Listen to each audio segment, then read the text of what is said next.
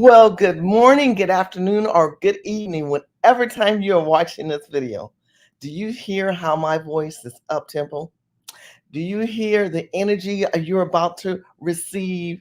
How many of you are going to be informed, educated, and possibly wealthy? I'm serious. This is huge and monumental what this video is going to do. Today, we're going to talk about the Freedmen Bureau collection ideas and concepts that we are working together with a new organization, a new fresh perspective of ADOS and Black People First and First Black Family and whichever you want to call yourself. The descendants of African American slaves, you need to chime in right now. Stop what you're doing. Stay on this video and get the like button up because this is monumental. So let me start off with this. As a descendant of slaves, I believe we are divided into three parts. Get your pen and paper and take notes. Get your pen and paper and take notes with your handy dandy notebook. We're divided into three parts. We're divided, and I use the word tribe, and I've had other people use other terms. I'm going to say it like this. We're divided by tribe, genealogy, and DNA. And when we go DNA, you know what DNA means? That they test you and they can tell what your body is comprised of and what country you come from or whatever things that you are a part of. Like I did my DNA and I'm from Sierra Leone and I'm from 8% English. My grandmother was half white. I'll do a video on that one day. And go for so on and so forth, right? So that's DNA. Genealogy is your grandparents, your great grandparents, and so forth. Genealogy solidifies the opportunity of wealth for African American descendants of slaves. People in this country, especially California, speak from a position of disposition. When they speak to you, they speak from a disposition point of view. They'll come up to you and say, well, I'm from and I'm this. And then when they address us, they think that we don't know our history because a lot of us don't. If you want to know your history and how to address these people, you must watch this video. I don't care what time it is. Watch this video. Get your pen and paper. Okay, I told you three parts, right? So we talked about DNA and your genealogy. So my father had me when he was really old. He was really old. He was almost 50. Now that's not old, but for a man to have a child that old in his 50s, it's a different it's a different story. So anyway, he almost was about 50, and he was born in 1920. He would be 101. God, I can believe that. My father would be 101 right now. My mother was born in 1928. My father's father was born in 1854. So I always ask you guys, do you know who your mother is, your grandfather is, and your great grandfather? Everyone has four names. I did that video. I'm going to say that real quick. Everybody has four names. There's your name and your mother's name. So if your name is Betty and Betty Brown, you married Mr. Brown, but you were born Betty Thomas. Okay, so Betty Thomas is what your real name is, right? Your birth name. I shouldn't say your real name, your birth name. Then the name your father probably had, but your mother was a Harris. So you have a Thomas and a Harris. That's two names. And then those two ancestors married somebody with another name. I stop right there and I call it the four name framework. So you need to know your four name framework. Take your name. If you're a woman, you have a maiden name. You have your father's, your mother's. If you're a man and you're Brown, you just got to go mother and father. And from their mother and father, those mother and fathers have two different grandparents' names. And that starts your line of genealogy. When I say tribe, for example, don't hold this against me. I don't know the man. Right now, Travis is real popular because of what happened at this concert. I'm not going down that road, but his last name is Webster. I'm related to the Websters because I am also a Webster. I've never met him. I don't know if we're DNA related or genealogy related, but we might be tribe related because his family's out of Texas and my family has family that dates back to 1854 Texas. So there were many blacks that when they were freed, listen Get your handy dandy notebooks, put the like button up. I know I'm telling you a lot of information, and you will probably rewind this, pause it, and take notes. That would be smarter. Going back to Travis and me, if you are from a Webster tribe, or you say, hey, I am also a Webster, you might have been from the Webster plantation, because white slave owners had their last name. And when we were freed, we took the last name of the slave owners, and we were considered freed men. The men and women who were already freed did not have a slave master. So they took the name upon them as freedmen. So a lot of people you meet whose real name really is last name Freedman have found out, not all, but a lot of these people didn't have a person to a slave master to connect to. So they became, because they were freed, they took the name Freedmen. Freedmen is essential for us to understand that aspect of history, to deal with this racial tension, this bias, this liberal, this progressive move to have us engulfed into being a culture of people of extinction. This is what I'm seeing with African American descendants of slaves of America. Okay, I said America, not Caribbean, not Trinidad, not and no teaching shade to any of those other people. But for some reason, there's a disposition of people not understanding who we are.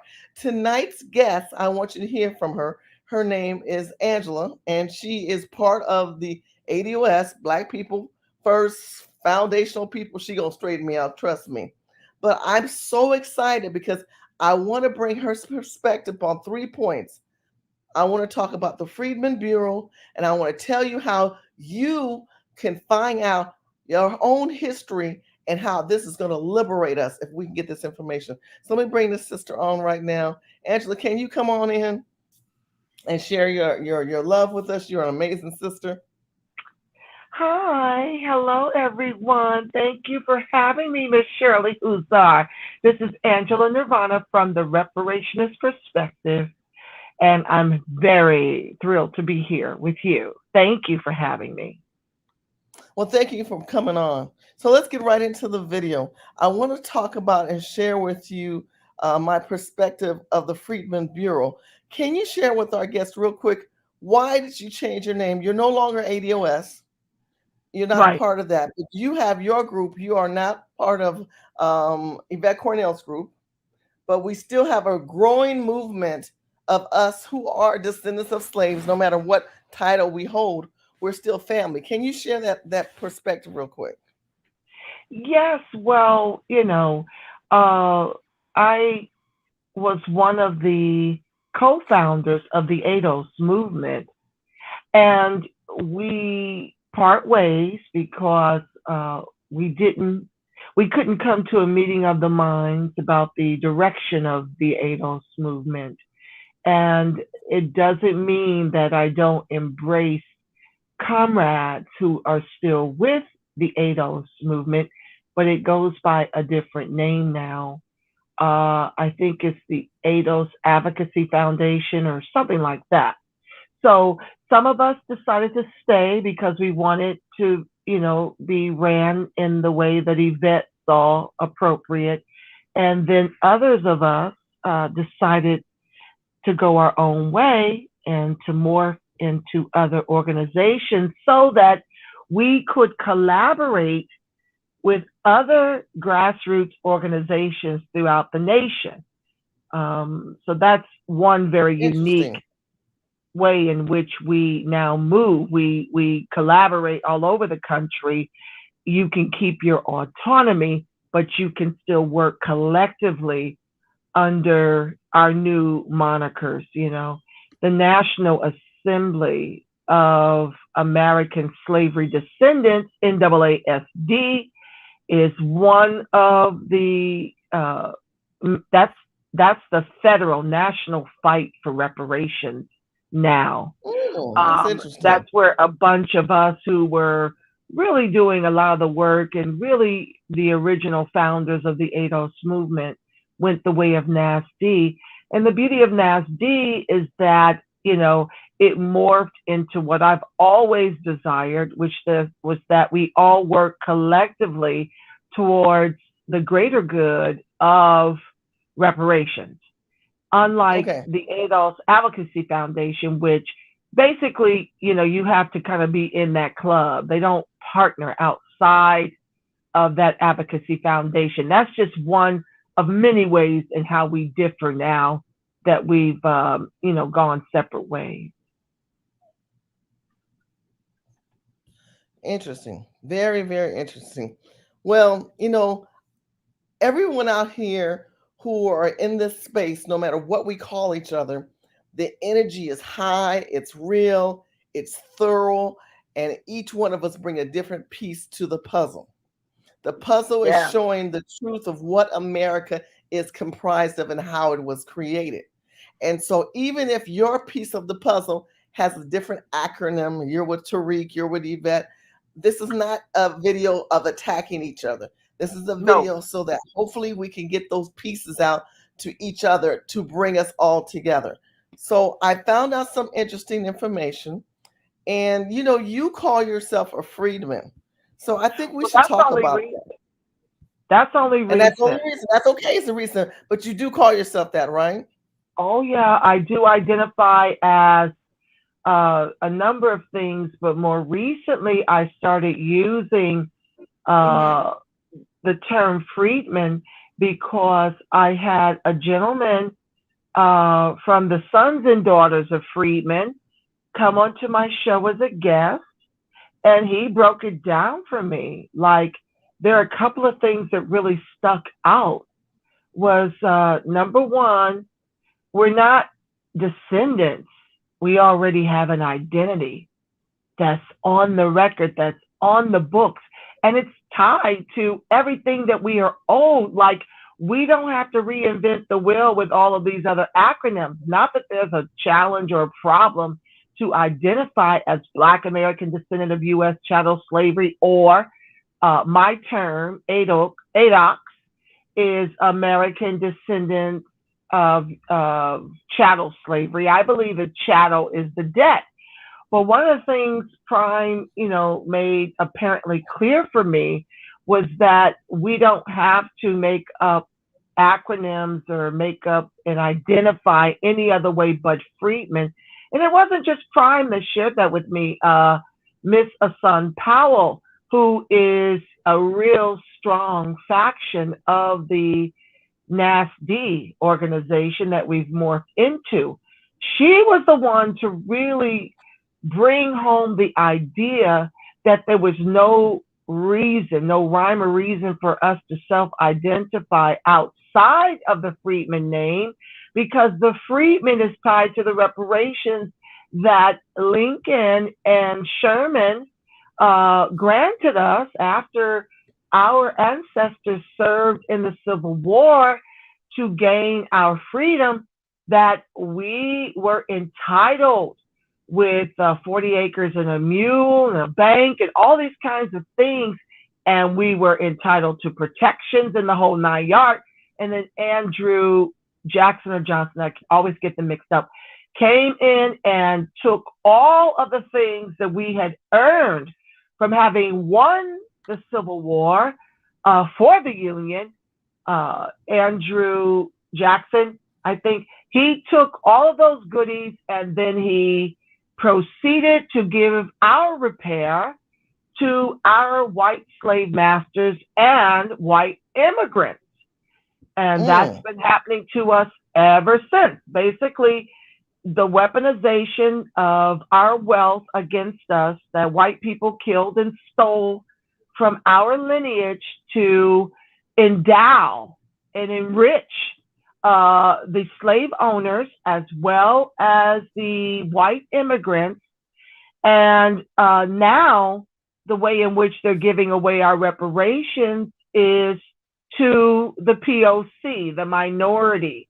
Ever since the Immigration Act, they've been setting them up, even the Black immigrants, to pretty much replace us and make us bottom caste and make us the anchor of capitalism in this country, because that is what capitalism requires. But I digress. Asun uh, along with Prime, were very instrumental in sharing with me that I'm a freedman. I don't descend from anything. I am a freedman. That is the name that we are referred to in the Constitution. It's been legislated, and that I need to use that name because there's pride in being identified as a freedman. This happened after we were emancipated, and all of our justice claim is tied to freedmen. That if I want to use these other monikers, it's pretty much not been legislated. So we'd have to start all the way over, akin to what we can do as freedmen, which is to file the necessary lawsuits to go and collect what's already on the books. I hope that's clear. Mm. Yeah, that's very clear. I hope so. That's my understanding. And that's why I identify now as freedman, because it's on the books and we can just go and collect the checks. I just need to know where the yellow brick road is to go and do that. But to start all over with ADOS, ADOX, FBA, B1, that's not on the books. That's not how we're recognized. And to identify as freedmen is the golden ticket as soon as we can find the yellow brick road. Well, I think tonight we're going to expose the yellow brick road. Are you ready for this? I am ready. I was born ready. Girl, the road is clear. The road is clear. And What? now we just need to follow it.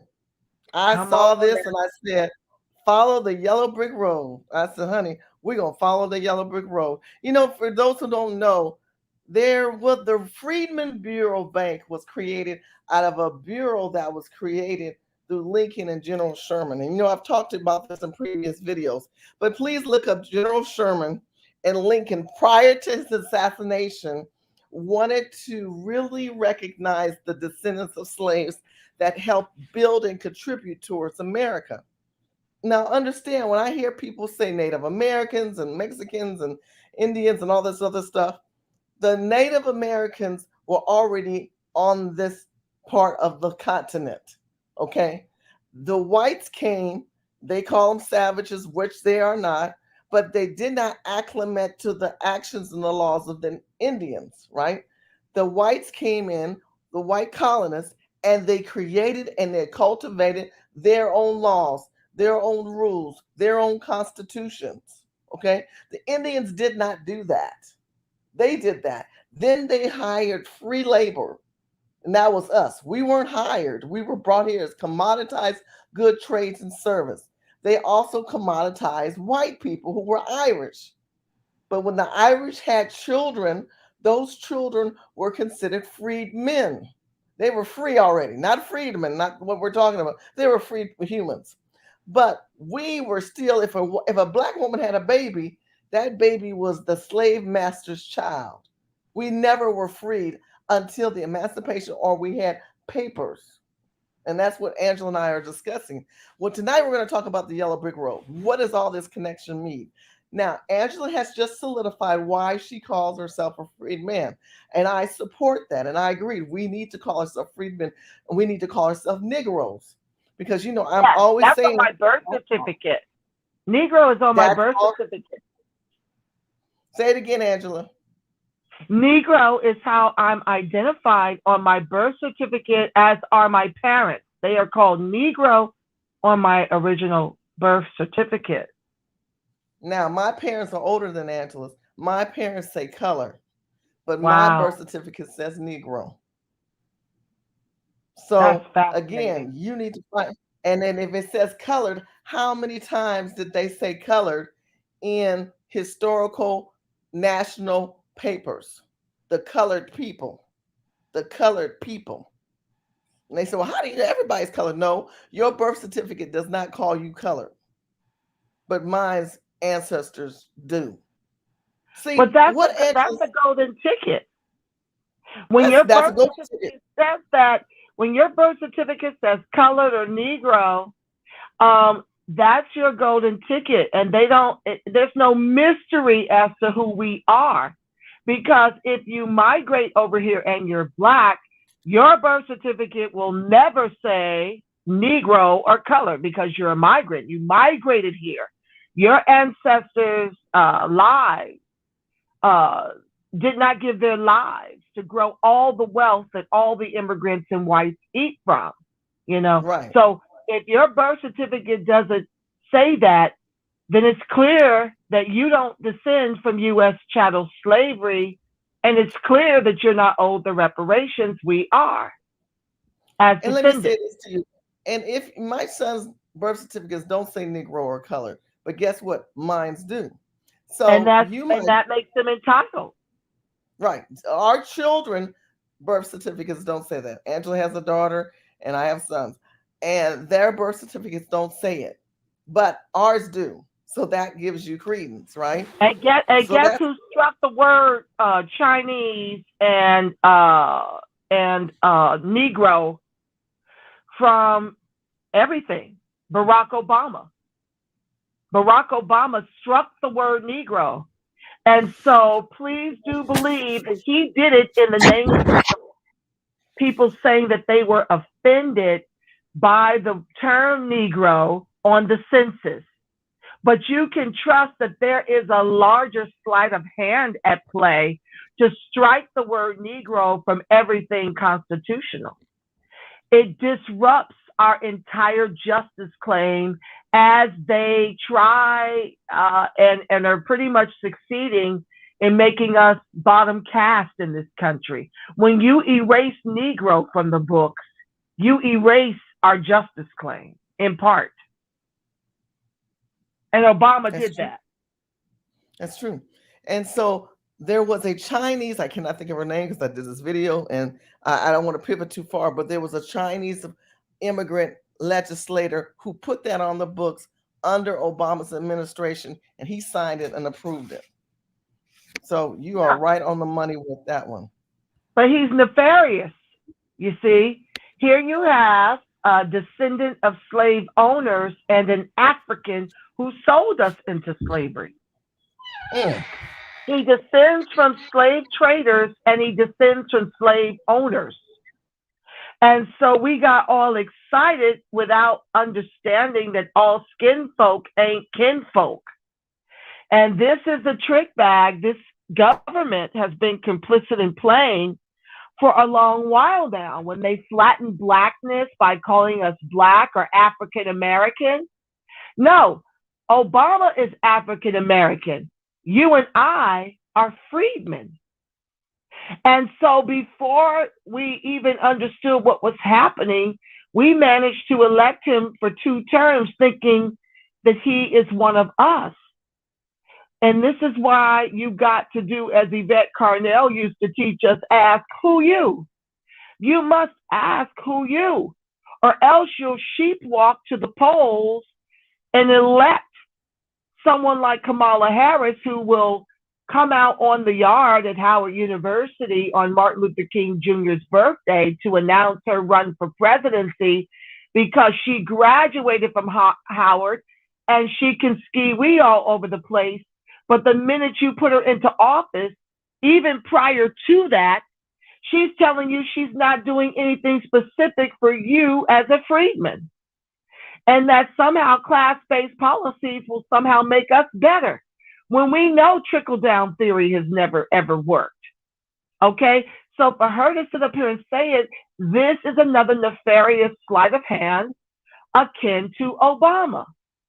You get us all, not me, not you, but you get 87% of our electorate all excited that a black woman is going to be VP, and the minute she uses you for the vote, she gets in there and does for you exactly what she promised. Absolutely nothing. We've gotten from the Biden administration a Juneteenth festival that we were already celebrating and a hip hop festival in August. While he continues to enrich the Afghan refugees with 6.2 billion, he is about to settle with the illegals separated from their kids at the border, which is something they literally do on their own. They send their children over here. so that they can get into the country, and then they piggyback on that. And now Biden is about to make them millionaires with our reparations. Gave Afghan refugees 6.2 billion. Gave Asians protection, enforced protections. They aren't the ones being executed by government state sanction. That's freedmen being executed, because the only people white folks execute are those who have been neutralized economically. And how have we been neutralized economically? Well, all of our reparations is being used on wars to line the oligarch, the top 10% pockets, with a current day pandemic. We all know this vaccine was paid $50 million plus to be created in a Wuhan, China lab. Okay. And now these vaccine mandates are pretty much neutralizing us and guaranteeing that freedmen become the permanent anchor of the country's capitalism, while giving away our reparations during a pandemic, giving away our reparations to refugees, and just putting the squeeze on us. Now they're coming for the vote. So I just said all that to say that Obama, this Chinese woman brought it. Of course she would. Well, why is that? Well, you look out here at California politics, who, along with Freedman Ward Connerly, undermined our affirmative action. Okay, those were Asians who stopped Prop 16 after Ward Connerly back in, I think it was 96, got 209 passed to pretty much take away affirmative action, talking about its reverse discrimination to give us quotas, when we know this country has never played fair when it came to giving freedmen access to what they killed and stole from us. And so, yes, this Chinese woman is complicit in getting, I don't know if she got Chinese removed or Oriental or some kind of way that was the word Oriental. Yeah, okay. And then she tied it in. We don't want to be called Negro, and they don't want to be called Oriental. Right, but nobody checked in with us for that. But nobody checked in with us on that. And I blame congressional black leaders for that. You had all these congressional black leaders who were in Congress who's supposed to have our back. See, this is the problem with black people. You've got Maxine Waters. You've got all these people who've been in office since Jesus was born, and they are destroying, distorting, and disrupting and basically grinding up and putting in fires all of our history. And the leaders that run this country, who are black, don't even fight for us. Now, what's that about? That's about getting paid just enough butter biscuits to sell out your fellow freedmen, because you and your line will be okay, and to hell with the rest of us. They are complicit in the plans that are a couple of 100 years old to weaponize immigration against us, to extinct us to as few in number as the Indians. And it's working. There's the war on drugs, the war on poverty. They don't even have to lynch us anymore. They just starve our communities of resources and gentrify us out with black on black crime and murder and state sanctioned execution. They establish preschool to prison pipelines, and they take the public school dollars and they put them into the white neighborhoods to give the white children a private school education with public school dollars. They set up the preschool to prison pipeline that way for us. They stuff our children into foster care, take our kids from us. You can no longer, give your kid a lashing without them being instructed by white and immigrant teachers, because they fired and laid off all of the freedmen teachers who were like our surrogate parents, especially for those parents who had fallen on hard times and were too poor to supply breakfast and lunch for their kids or clothes or proper books or whatever the surrogate parent as the freedman teacher would provide. Now they've removed them from the classroom, and the white and the immigrant teachers are teaching our children to turn against us. The minute you try to whip them or, to admonish them in the way that we grew up, okay, spare the rod, spoil the child. Our parents used the rod and got us together. Well, we have been denied the right to use the rod, and these kids have been instructed to call CPS and the cops on the parents. And so they Now, take the Angela, kids. go ahead. Finish Huh? your thought. Finish your thought. Finish your Yeah, they thought. take the children from the parents. These children end up growing up in the foster care system. Then they become rogue out of a survival instinct, and then the cops can warrant and justify executing them by state sanction. Black unarmed men, women, and children in these communities that they intend gentrification for. So it's all by design of institutional systemic racism. But go ahead, Shirley. I'll take a breath. It's your show. Oh no, I love it. When you start, I can't even cut you off because you have so much insight of the reality of where we are as the people. But you remember tonight is following the getting the tickets, right? We said the golden tickets, right? Yeah. Because if you get as many golden tickets and you lay them on the table, eventually someone's got to listen. But there's not enough of us laying golden tickets. What are golden tickets? The big golden ticket is, what did you say? The Freedmen Bureau and genealogy, because they are trying to get rid of us. And Yep. Big Mad said it all, and you said it too. Shout out to Big Mad, to King. I always want to say a couple shout outs to some people who just always come on the show and bless me. 007, I saw you. King is coming. He's out there. D's always got my backs. Max is out there, and Mr.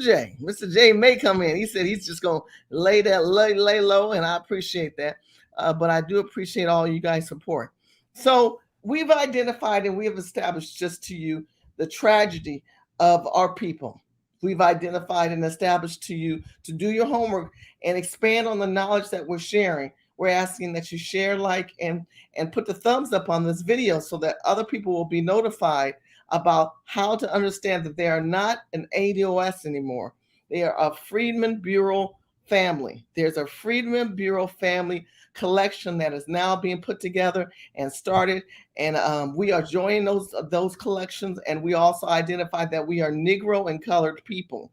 And now once you identify what tribes that you're part of, what groups you are part of in that, then you can expand that. But we're going to start with the knowledge of understanding Freedmen Bureau, and I'm going to stop and roll and share that history with you. It's a little video. There's 3 videos that we're going to watch. We're going to learn about William Sherman, who was a general under Lincoln, who set some of the guidelines that we should have got, which we didn't. And what we got instead of the Freedmen Bureau guidelines, they changed that once Lincoln was assassinated and said, let's give them a bank. And that's what they gave us. They gave us the Freedmen Bureau Bank. They did not give us a bureau of land and opportunity. They took it away from us once Lincoln was killed. And then once they took that land and they took the regulations of that land away from us, they gave us the bank. And so Black people said, okay, you want to give us a bank? We'll take our money, put it together, and see the process. Well, let's watch this video. And I want to get your opinion of share. I want to get your opinion, and I'm going to get Angela's opinion. And I'll stop and go throughout the duration of the video. So let's watch it. In that agrarian economy, you're just labor. Land is capital. So to gain money and wealth and to have freedom, you have to have land. I made $1 bed, look is all I've had. At the end of the war, President Abraham Lincoln had promised the freedmen 40 acres of land per family. But those promises died with Lincoln's assassination. Instead of 40 acres and a mule, they got the Freedmen's Bank. So instead of land, they were given a bank. Union soldiers were getting bonuses. So the idea was to create a way to encourage the men to save the money so they wouldn't go squander it or be defrauded out of the money. It was sold to the freedmen as better than giving you the land. You will earn the money through wages and you will save it and you'll buy your own land and you'll feel better about that. Never mind that hundreds of years of working the land didn't count for earning the land. The Freedmen's Bank was privately held, owned, and managed by wealthy white men. But the bank's aggressive marketing conveyed a different impression to its Black depositors. The passbooks, the notes, all featured, the heroes. It was Abraham Lincoln, it was General Grant, Howard. It was very targeted. So people were saying, these are the men who freed us. And they're saying, come to this bank. In freedom, some skilled African Americans saved their hard-earned capital at the Freedmen's Bank and went into business for themselves. For some Black business people, personal services were the clearest path to success, and sometimes wealth. They recognized that their ability to have a particular kind of skill set, which was something that the white population needed, allowed them a certain kind of mobility and freedom. Many of them were able to cash in on expectations that they were replicating their servant roles where whites were in power and African Americans were serving them. For example, a number of Black barbers continued to keep their exclusively white clientele after the war. All these barbers spent that time in the barbershop, nurturing these relationships with white men, and used that money from the barbershop to help fund and to help fuel a Black economic movement within their own communities. From barbershops to grocery stores, Black businesses relied on the Freedmen's Bank. But a decade after it was founded, Bank President Henry Cook was running the Freedmen's Bank into the ground. Here was Cook saying, look at all this money. They're putting their money in my bank, and whenever I need it, I'm going to reach in and get it. Henry Cook starts looting the bank. He just starts taking this money and lending it or giving. Okay, now, they said Henry Cook. Now, they already got the names of the thieves and their generational thief children. And have we done anything yet? I'm pausing in between the video. It's been 3 minutes. Angela, what's your thoughts so far? Oh, so far, you just get to see the sleight of hand all over again. Like we've just been screwed one time after another. Even from the beginning when they were talking about, who won the war and how they're putting out all these white faces, when in fact it was the Black Union soldiers that descended from slavery. They pretty much fled to the Union camps, 500 strong, to demand their freedom. And they joined the Civil War to, fight for the emancipation. And so it already starts, the lies just start spinning from the gate with even who actually won the war. It was our freedmen that won that war, that beat the Confederates. Okay. So off the gate, it starts to lie. And then, of course, you give us this bank, but you take away the land. And now, it looks like Mercer Baradaran. Is that who that is narrating? That looks like her. But anyway, the bottom line is she's absolutely right. You sit up here and you have us put our money in this bank. And to my understanding, we had amassed $57 million that these white folks were left in charge of to pillage it. Okay, stop. Hold your thought. Keep watching the video. Keep watching. Here was Cook saying, look at all this money. They're putting their money in my bank, and whenever I need it, I'm going to reach in and get it. Henry Cook starts looting the bank. He just starts taking this money and lending it or giving it to some friends and acquaintances, just putting the capital into railroad bonds, which was the subprime market of the day. With the Freedmen's Bank on the verge of collapse, the federal government turned to the best-known African-American leader in the country to salvage it. Congress brought in Frederick Douglass to serve as the new president of the Freedmen's Bank. Initially, he invested $10,000 of his own money as a way to shore up the bank, as well as to encourage other African Americans to continue to deposit their money into the bank. But the bank was beyond saving. So Douglass had to go to Congress and say that the bank was bankrupt and it needed to close. The fact is, I was married to a corpse. I found that I had been placed there with the hope that by some drugs or some mighty magic, I would bring it back.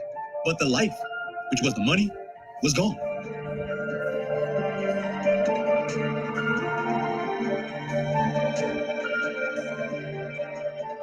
the hard-earned savings of the freedmen were lost just in the markets, just poof.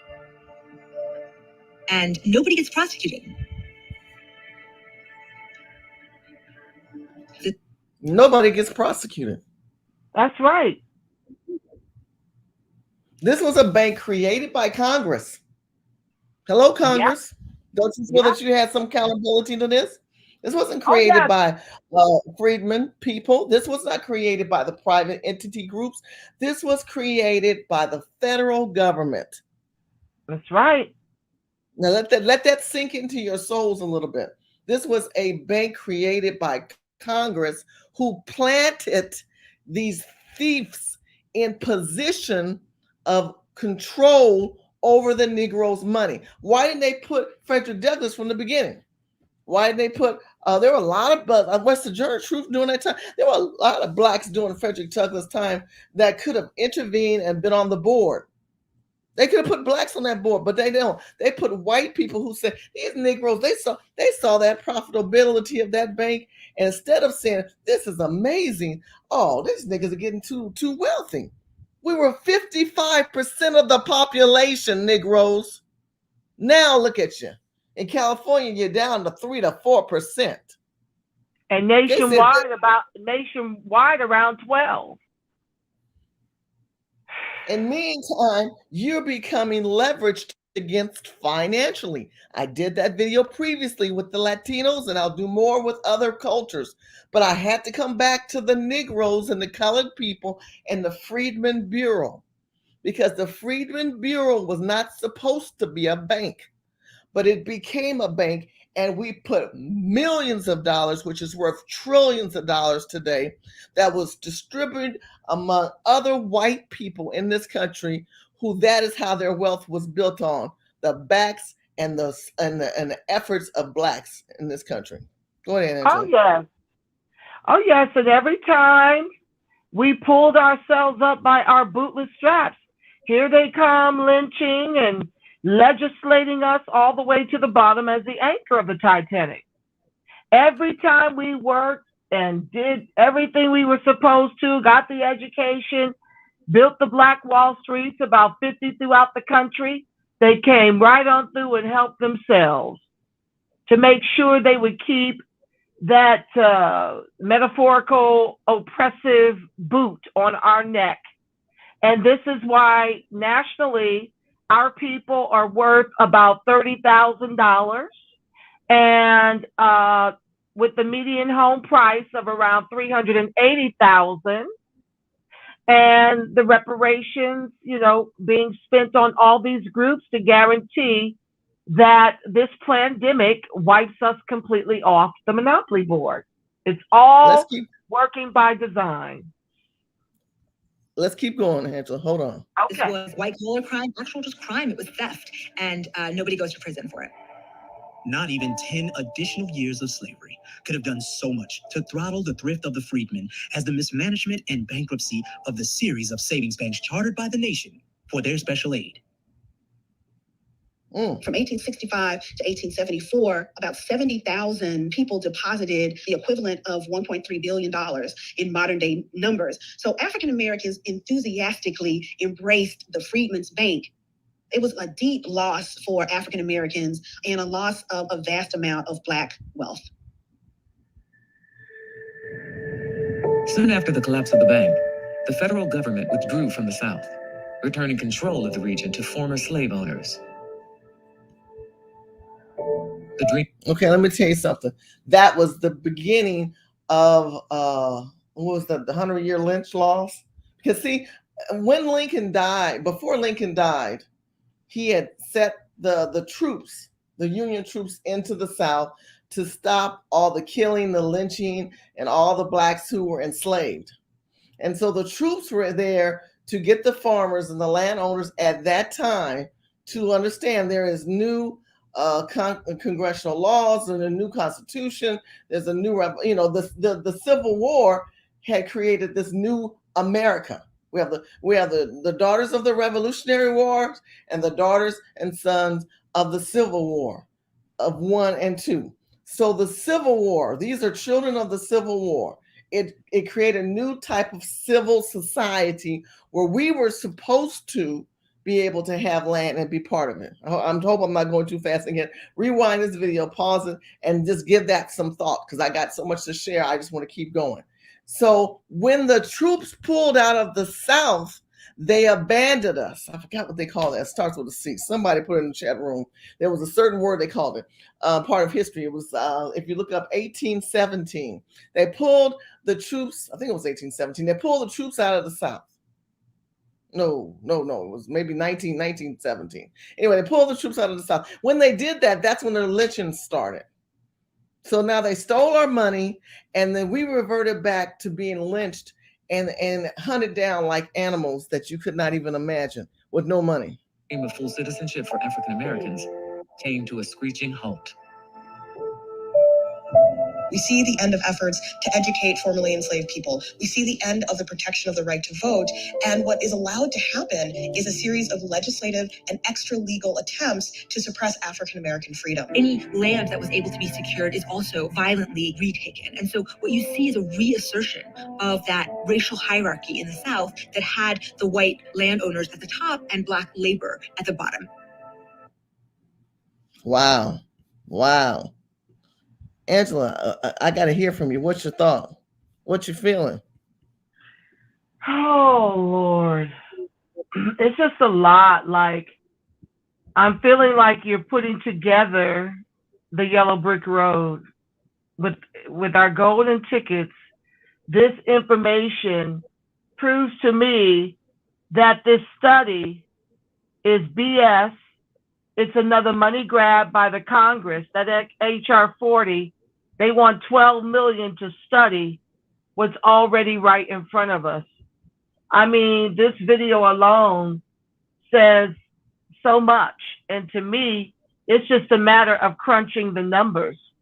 You know, Thomas Kramer crunched the number from 1776, when the country was formed, through our emancipation, at 2 cents per hour, compounded at 6%. That's how he came up with 6.2 quadrillion on the very low end. So when you add in, Jim Crow and accrued ongoing systemic racism, oppression, and disadvantage, you're talking about being paid generationally into perpetuity.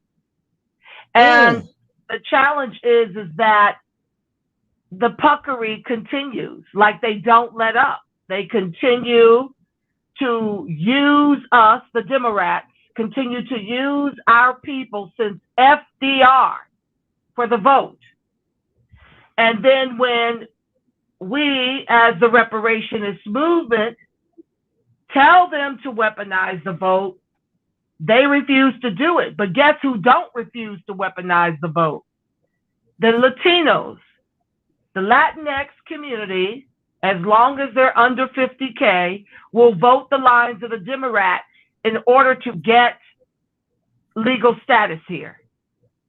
The minute they get legal status and start to earn 50K per year, they switch to the Republican ticket. And so this is why you see the Biden administration working feverishly to get all of these illegals, to flood the country with refugees and illegals. Because just like they're trying to get these illegals licensed, and just like these illegals are, able to go to the Ivy League colleges and the whole 9 yards, you're looking at the illegals that they're going to try to force to get the Voting Rights Act for. Or you're going to see them do a fast track to legalizing them in order that they may vote. Because these are the votes they need to stay relevant for the next few cycles in terms of the election cycle. Because Black folks have awakened, and you can see the numbers trending towards the I call them Republicans. I don't like either party. But I do understand that we've got to weaponize the vote. We've got to play chess with the vote, because our blues is not like the Latinx blues. We can't do it that way. When they have neutralized us economically, we must vote mix politics. We must, for me, the perfect arrangement for our vote is a red top and a blue Congress until we can replace the lanes in office with full-chested cash reparation. We've got to protect the over 50% of freedmen who rely on government assistance by design of institutional systemic racism. We've got to get beyond the Republican notion that we can pull ourselves up by our bootless straps when they have severely stacked the deck against us economically. It's very difficult with a median national income to pull yourself up by your bootless straps when you are working 2 and 3 gig jobs. Why? Because affirmative action gives the jobs to white women, immigrants, and LGBTQIA. We can't get work, and when we do, they're least paid in these positions. So when you're talking a median national income of $30,000, along with a median national home price of close to $400,000, how can you pull yourself up by your bootless straps to go in business for yourself? With what? And don't add the fact that you may have a couple of kids to feed, and the fact that you may be doing it as a single mother, and the fact that you desire them to be educated, and you desire to live in a more pristine neighborhood that they've redlined you right out of. That is the plight of the freedmen right now. So, for me, it's a red top and a blue Congress until they cut these checks and give us the land back, like they recently did with Bruce's Beach. Bruce's Beach the Bruce family had to go into damn near destitution before they got their land back 100 years later, and now the land is worth $79 million. We're not even talking about the homes that are multiple millions of dollars, but they are owed 100 years of deprivation from not being able to use those lands to grow generational inheritable wealth. That's what white folks took from them by eminent domain. That's what they've done all over the country. And that is the fight. Cash and land. Keep your programs that you give with the right and take with the left. Keep your programs. We don't need that. Give us cash in the quadrillions or whatever the number ends up being. We can negotiate from the full cash value of the damages of slavery, Jim Crow, and accrued ongoing systemic racism, oppression, and disadvantage.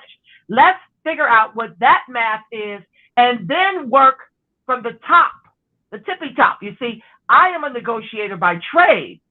I don't negotiate from the clearance rack when I am negotiating on behalf of my clients. That's not what they pay me to do. They pay me to know the full value of what they are owed, and then they pay me to go to court to fight for full cash value, and then at least get at least 75% of what they're owed from big insurance. And I don't expect anything different of my reparations. You're not going to close an over $100 trillion racial wealth gap with $12 trillion. It's not going to happen, and there's no fire sale on this reparations for me.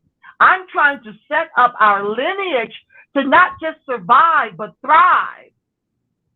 So let's crunch the numbers like Thomas Kramer did and assess the full value of the damages and start negotiations from the full value of the damages. I'll take a breath. How are we able to know what those full damages are? We want golden tickets. I need that from you. Well, that's what Thomas Kramer did. He just got his calculator out. He decided, which listen, I believe we should calculate all the way back to 1619 when Angela, along with 19 other slaves, were the first slaves allegedly to hit the shores. Okay? But, people say that before the country was formed is Africa and Europe's debt. So, this is where Thomas started. He just decided to start with the formation of the country. He calculated our slave, he calculated the hours we worked as slaves, which was pretty much round the clock. We barely got any rest. Our ancestors, rather. God bless them. But yeah, he did it at 2 cents per hour at a 6% compounded interest just from 1776 to 1865. He came up with 6.2 quadrillion. Now let's talk about what we lost in terms of the land. That's just a simple math calculation as well.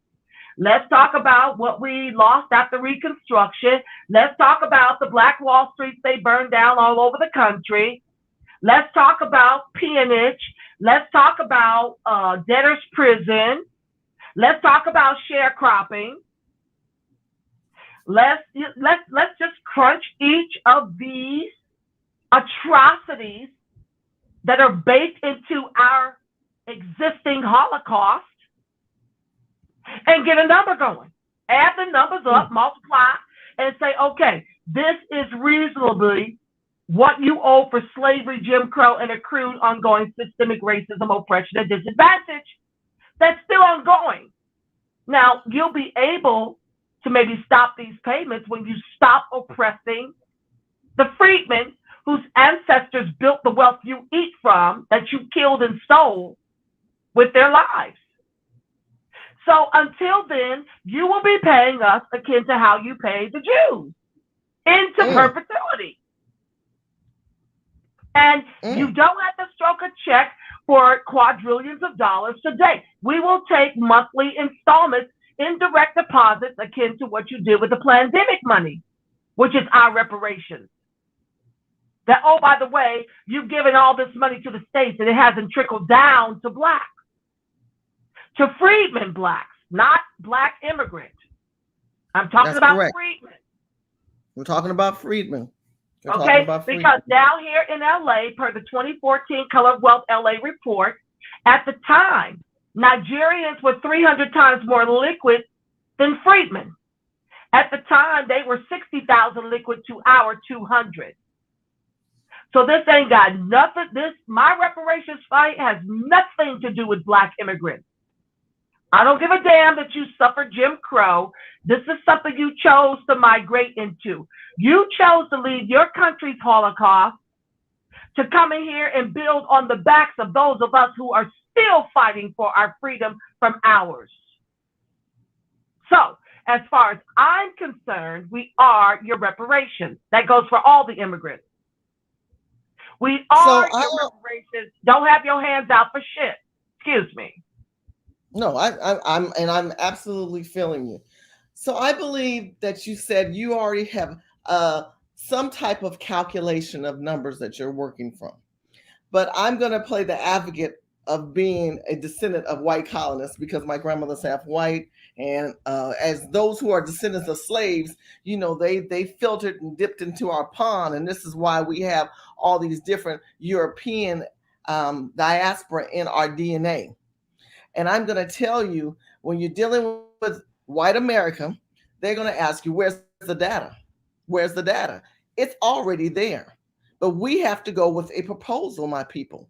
We have to not only give a hypothetic, we don't need to do hypothetics. We have factual documents.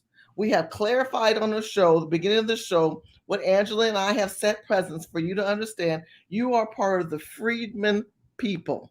There is a Freedmen Bureau collective notion and truth that we're teaching you of people that were called slaves and Negroes and Black. But when you talk about identifying and knowing on record what you are, that they're constantly finding ways through erasing, you should relate and connect back through your genealogy. Like I've said before, you need to look at your tree line. You're on the bottom. Then you have your mom and your dad. These are white people. That might not be you, but you get the point. You're on the bottom. Then you have your mom and your dad, and your mom and your dad have their mom and dad, right? So those are 4 different names. Your parents' names. I should have picked another one where it took the top line and split it into 2s. And that means you got 2 on one side and 2 on one side. Those are your 4 last names. Those last names connect to history and a lot of things that you guys don't know who you are. Many of you people don't even know who your name is. Real quick, I got to promote my sponsor. God bless Cal Texas Homes. Cal Texas Homes is out there to help you relocate. Many of you don't realize that African Americans in this country are doing a reverse migration. They are getting out of urban communities like New York and California and parts of Arizona and Las Vegas, and they're moving back to the South. If you want an opportunity to learn about how and what your property is worth, make sure you contact Cal Texas Homes because they are making a difference in our people. Many times, a lot of you guys don't realize you need to move. You are losing money. California gas is at $7 a gallon, and we have a president right now just allocating more money to push our people out on the street. So please, when you have a chance, go to Cal Texas Homes. All right, Angela, I want to go into another part of a video I want to get your opinion and your perspective on. You've laid the groundwork. Now I want to give you the connecting of the dots. We need to have data to move forward. We need to have information to connect to wealth because we need money and we need land. Everybody's talking about money, but we need money and we need land. And now that connects back to the Freedmen Bureau, to the slaves and how we were treated and how they utilized us, took our monies from the bank and put it in their pockets. And we just saw a video that identified the thieves. And it really is Congress, because Congress, the ones that these representatives of these states at that time made a conscious decision that they said, hey, we're going to create a bank for you Negroes, and then we're going to take it away from you. And we're going to have a thing. We're going to make it so that we're going to steal it from you. Now that you've identified that, I want you to understand where we're going as of today. Let me put this video up real quick.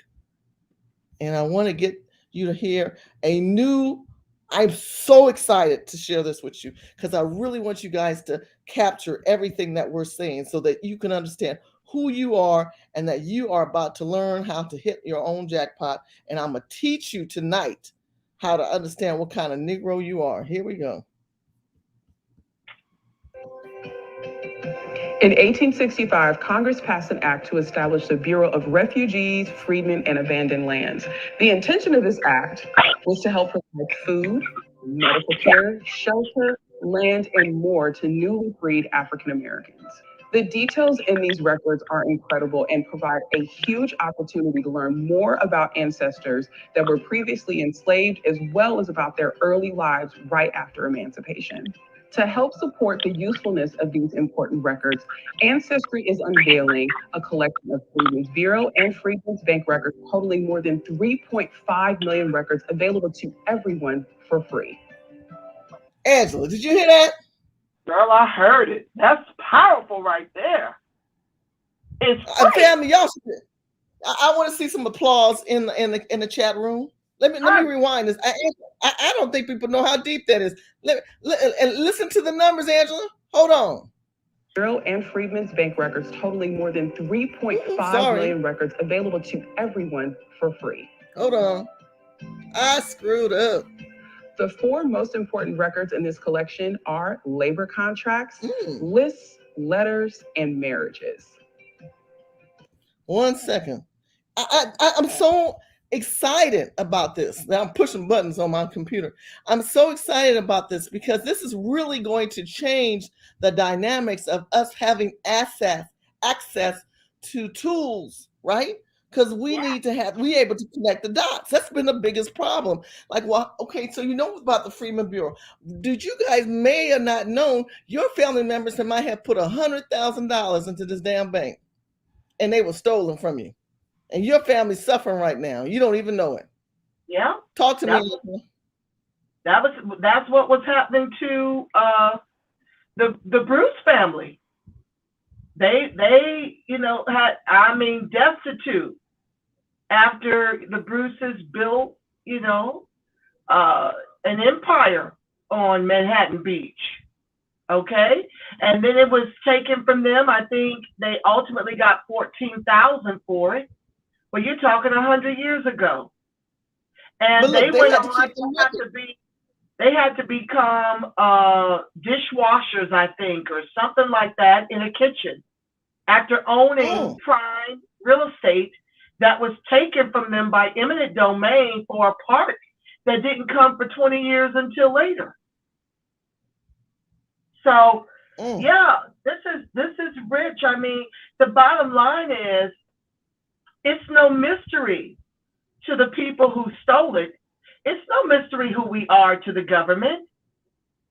But like Ted Hayes, civil rights leader and homeless advocate down here in California, often shared with me, Angela, this is, y'all going over the river and through the woods. White folks is just waiting on y'all to figure out that your reparations is already written.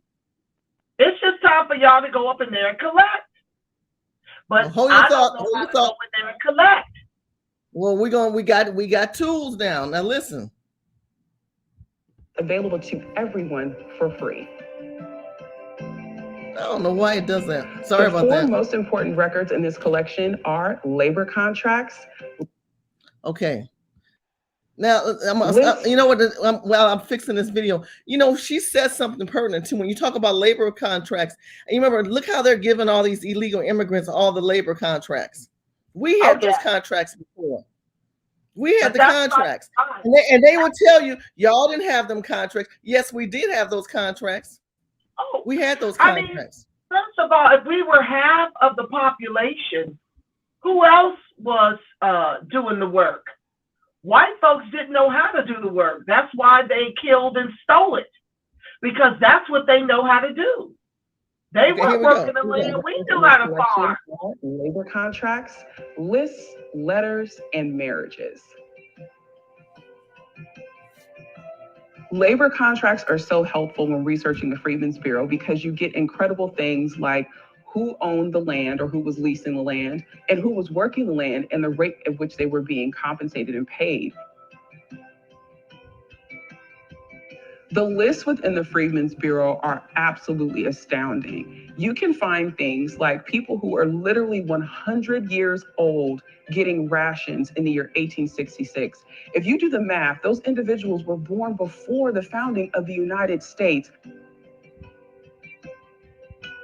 Letters are incredibly helpful when searching the Freedmen's Bureau because a large number of people were not able to read and write. They relied on the Bureau's officials to write letters on their behalf. It could be for things like maybe handling disputes with people that they were in labor contracts with, or maybe requesting that someone would marry them, or even potentially to help locate other family members they had been separated from during the time of enslavement.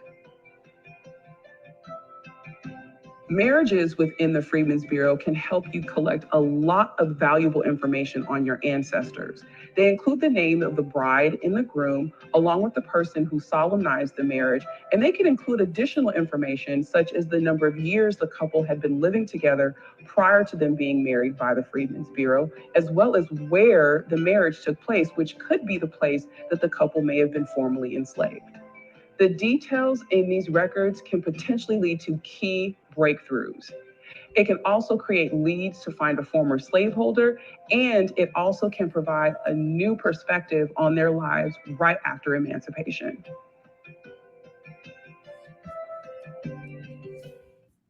Wow. Wow. Angela, talk to me. Talk to me, girl. Well, it's just super rich. Like I said, I love the fact that she used the word refugees, because that word is truly, it's on the books, and that entitles us to a lot of what these other refugees are getting in with respect to being resettled here. So there's a lot of low-hanging fruit that we can pursue. We need more hands in the fight, but there literally needs to be 3 different fights going on for Freedmen right now. One for the long-term goal of the full cash value of our reparations. That's one. The other fight needs to be, the Freedmen fight for the things that we got during Reconstruction that was taken away after Lincoln was assassinated. And the other fight is everything that's entitled, refugee. every entitlement refugees receive, we need to attach ourselves to, because you heard her use that name. You heard her use the word. So we've got 3 ways to get paid. I just need to know. And let me clarify some things. And some people say, well, we don't want reparations. You know, reparations is a broad word and a broad term. We want monies allocated and land allocated by law, which we should be entitled to. This isn't something like, oh, well, we were refugees and we come here. No. These are laws and things that are already on the book. You guys are going to have to do your homework on your life. Right now, if you go to, let me show you real quick. Right now, if you go to, let me get that link. Where we're at. I want you need to make a decision. If you want to know more about the Freedmen Bureau, you need to know your own history. So you have to make a decision first. There's steps that we need to take. And the first step that you have to take, and then some people want to do it and some people don't. So you need to go to Ancestry.com. And what you can do is, there's 2 parts of Ancestry.com. You can do the genealogy, which sets the tree up, which I showed you the tree. I've done the genealogy. And then they'll connect you with people who are like you through the genealogy, the mother's last name, the grandmother's last names, the records, the military records, the death certificates, the birth certificates. They've got address books in there. And then they have the census bureaus and then you based it on the date all the way up to the emancipation. When you know you have a family member born before the emancipation and you've got legal documents, which you saw that lady have in that video, then most likely you are a descendant or you have a line of descendant of slaves. And there are white people who are also descendants of slaves, because many white people were passing at that time, and blacks were passing. A lot of white people don't even know that they have DNA, but the DNA will allow them to go deeper. And right now, with Black Friday coming up in this month, right now they've got specials where you can get these kits. You can get Ancestry.com, the DNA kit, and then you can do the DNA match kit where they match you. And that's for 3 months, and then they give you 3 months access to work on your genealogy. Or what they do is they'll do your DNA, they'll do your personal traits, and then they'll do 3 months here. Now, what is traits? Because I had to look that one up myself. It really is something like, it has to do with, I already had this up. I'm sorry. I don't know what that one is. It has to do with someone like you. Oh, here it is. Understanding the trait theory. Okay, their theory is that some of us have instincts that are inherited. That you have some family members like, God, you're a leader. Or no, but here's a better one. Oh, your dad's an actor. Oh, you're like Drew Barrymore. Her grandfather played Potter in the Christmas Story. Christmas Story is a Wonderful Life. The gentleman who played the grandfather, who played the bad guy, Potter. And not Harry Potter, but Potter Town and all of that. Those who remember the story, this is an old story. Her grandfather, I think it was her grandfather, that's Drew Barrymore, the actress, the little girl who played in E.T. Was it E.T.? And she's also done so many movies. She's got her own talk show now. That's her grandfather. Now people would say, well, gosh, she's an actress and he's an actress. I think her father or her mother was an actress, and then her grandfather was an actress. They would say those are her traits, right? The theory of a leadership trait. Some of you guys don't realize you go back to greatness. Your ancestors could be kings or queens. Your ancestor could be someone that built and contributed to America, and you don't even know it. I'm going to give you an example. Here's a story from Pharaoh. Listen. Buzzing. I'm going to play part of this. Like my arms, my body is buzzing. Like, whoa.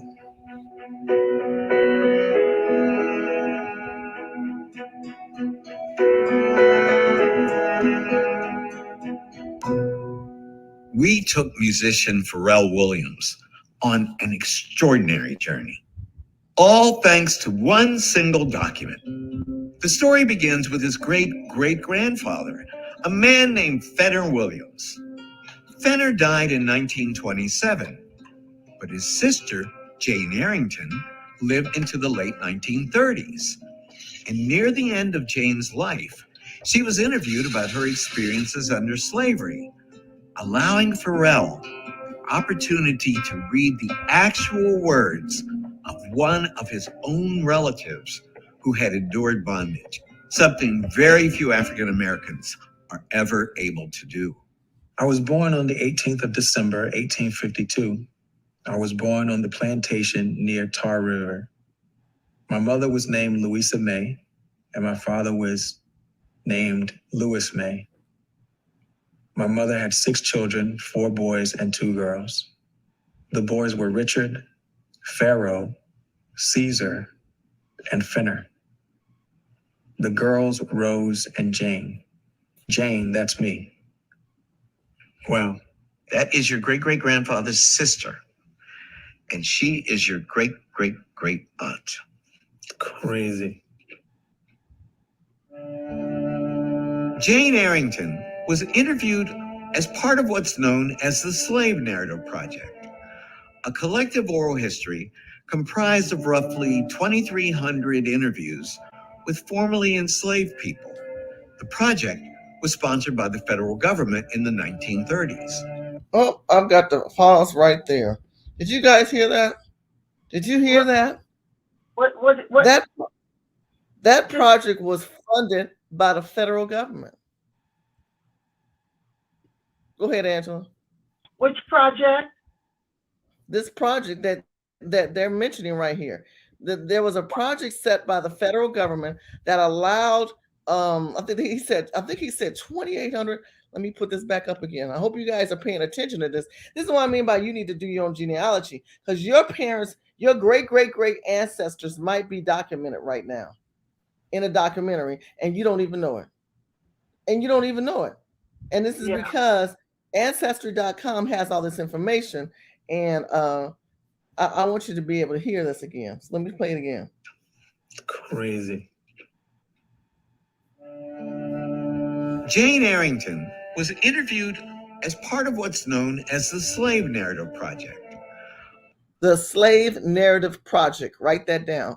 Somebody put that in the chat room. Put that down in the chat room, somebody. The Slave Narrative. I have that link. You can hear slaves over 100 years old recording what happened to them in their own voices. It's powerful. Let's keep going. A collective oral history comprised of roughly 2,300 interviews with former 2,300 former slaves. Those are former slaves in their original voices. Yeah. You might have an ancestor. You don't need girl. This is powerful. Anybody say yes? Is this powerful, family?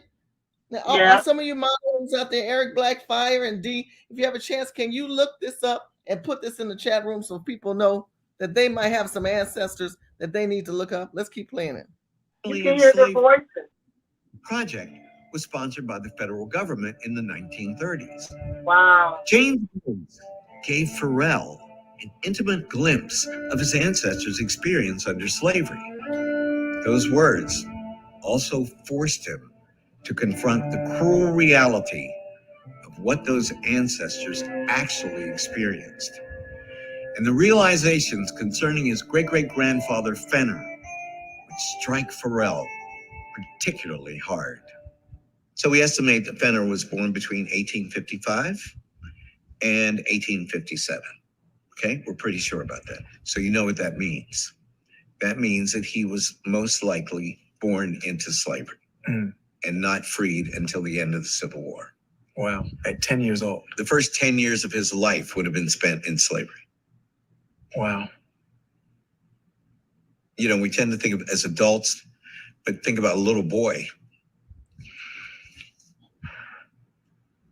I don't want to cry, and I'm trying not to be angry. You're not a machine. This is horrendous. What else can you feel? It's horrible. It's intense, sir. It's intense. Pharrell's ancestors likely suffered more than he can even imagine. In her interview, Jane recalled minute details about their daily lives on a cotton plantation revealing the degradation they endured every day. Yep. We lived in log houses with stick and dirt chimneys. They called them the slave houses. I worked on the farm, cutting corn stalks and tending to cattle in slavery time. Sometimes I swept the yards after working all day. There was a task of cotton to be picked and spun by them. What kind of people? What kind of people? It puts a very vivid, intense context behind what it means to be African American. And I thank God that I got to hear it. But I'm so sorry they went through this. Yeah. Oh, nobody should have gone through this. It's a lot, man. Oh, I have to say I'm forever changed. Yep. Retrieving lost story. He said, I'm forever changed.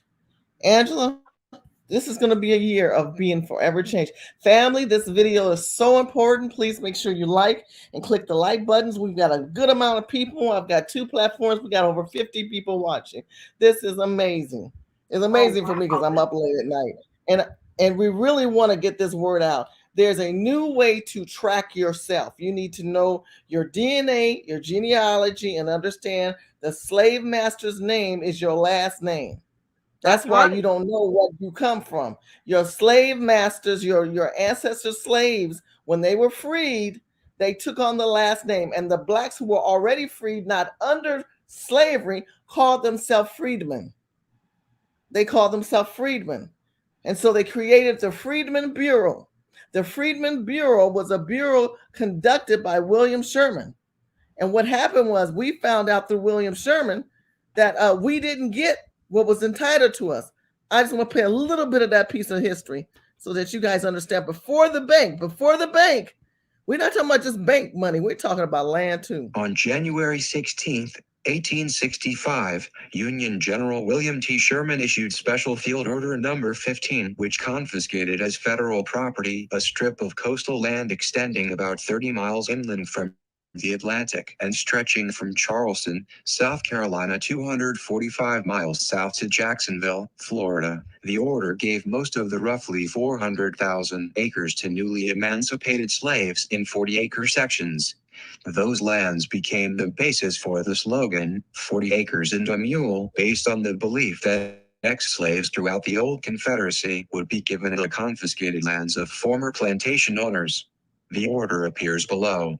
The islands from Charleston, south, the abandoned rice fields along the rivers for 30 miles back from the sea, and the country bordering the St. Johns River, Florida, are reserved and set apart for the settlement of the Negroes now made free by the acts of war and the proclamation of the President of the United States. Now, let me tell you how powerful this is. This order appears below. This was a special order that was written, and these are the 1, 2, 3, 4, 5, 6. I'm not going to go and do this because this is another video, but I need you to do your homework on Special Order Number 15. And see, after Lincoln died, and they said, look what these Negroes have done. We're going to award them a special order, which is basically what we call today executive order. That was a special order. We call it today executive order.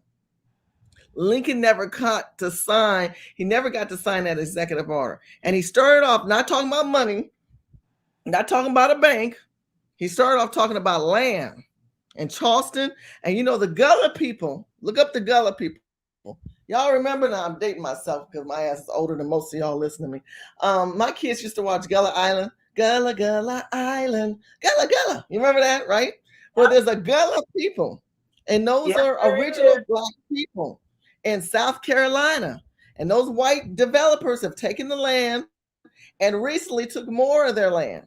See, these are things that we need to compile in our golden tickets, because we got to put our tickets together, people, to present our case before the king, or whoever the king is at the time.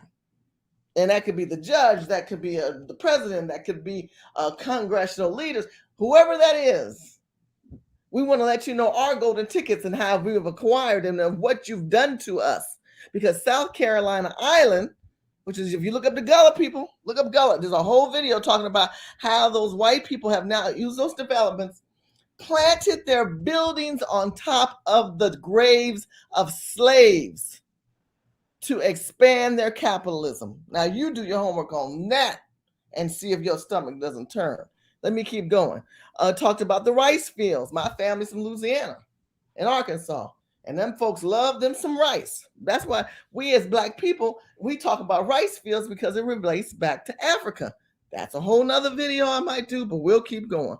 Talks about Florida, excuse me. Then they go in and they go further into the things that we were supposed to obtain under this special order, which what would be called today an executive order. Am I losing you, or does anybody hear me? Angela, what's your thoughts, sister? No, you're spot on in everything that you're sharing. It is just rich and it's powerful, and it's just time to get into action on this. We need to move on this. We can't wait eons to be repaired. We don't have that kind of time, going from 50% of the country to now less than 13%, and more of the country being flooded by immigrants. So no, I'm following you every step of the way. Now listen, the Civil War, this is after the Civil War. Remember, there's the Revolutionary War, which established us away from the Queen.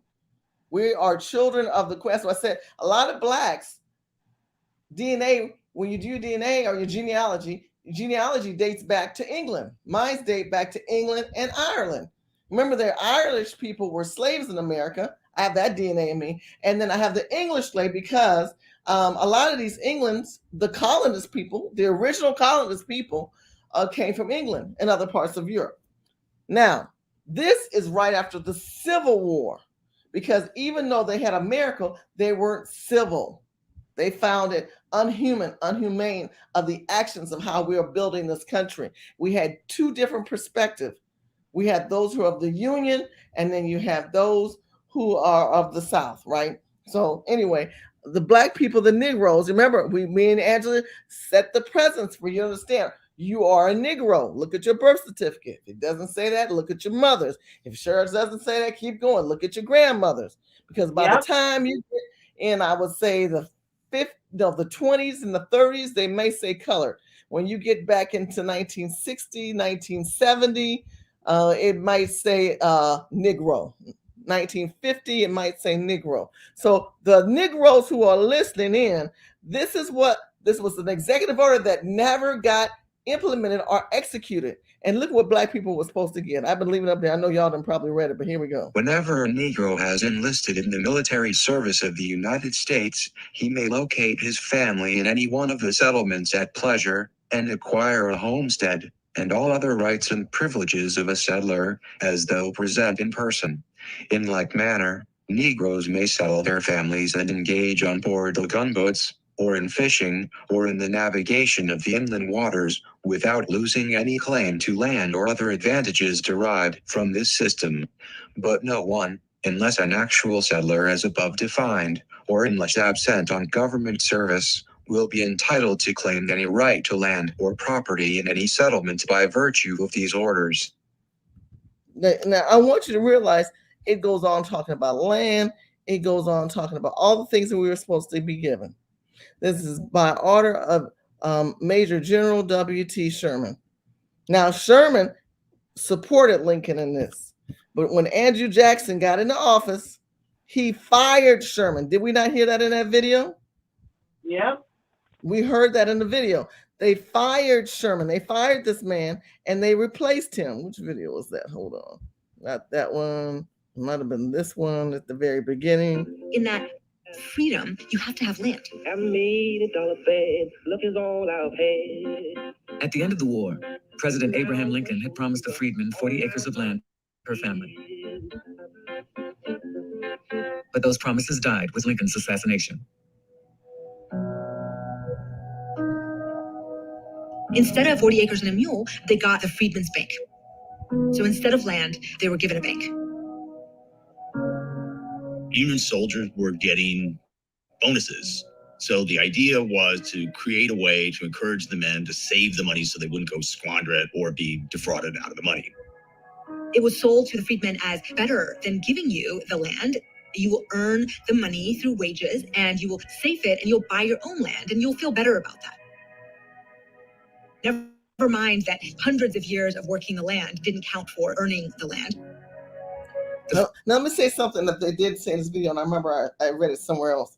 They automatically deposited the soldiers' checks into this bank. Does this get deeper? Does this get deeper? They automatically told them, don't worry.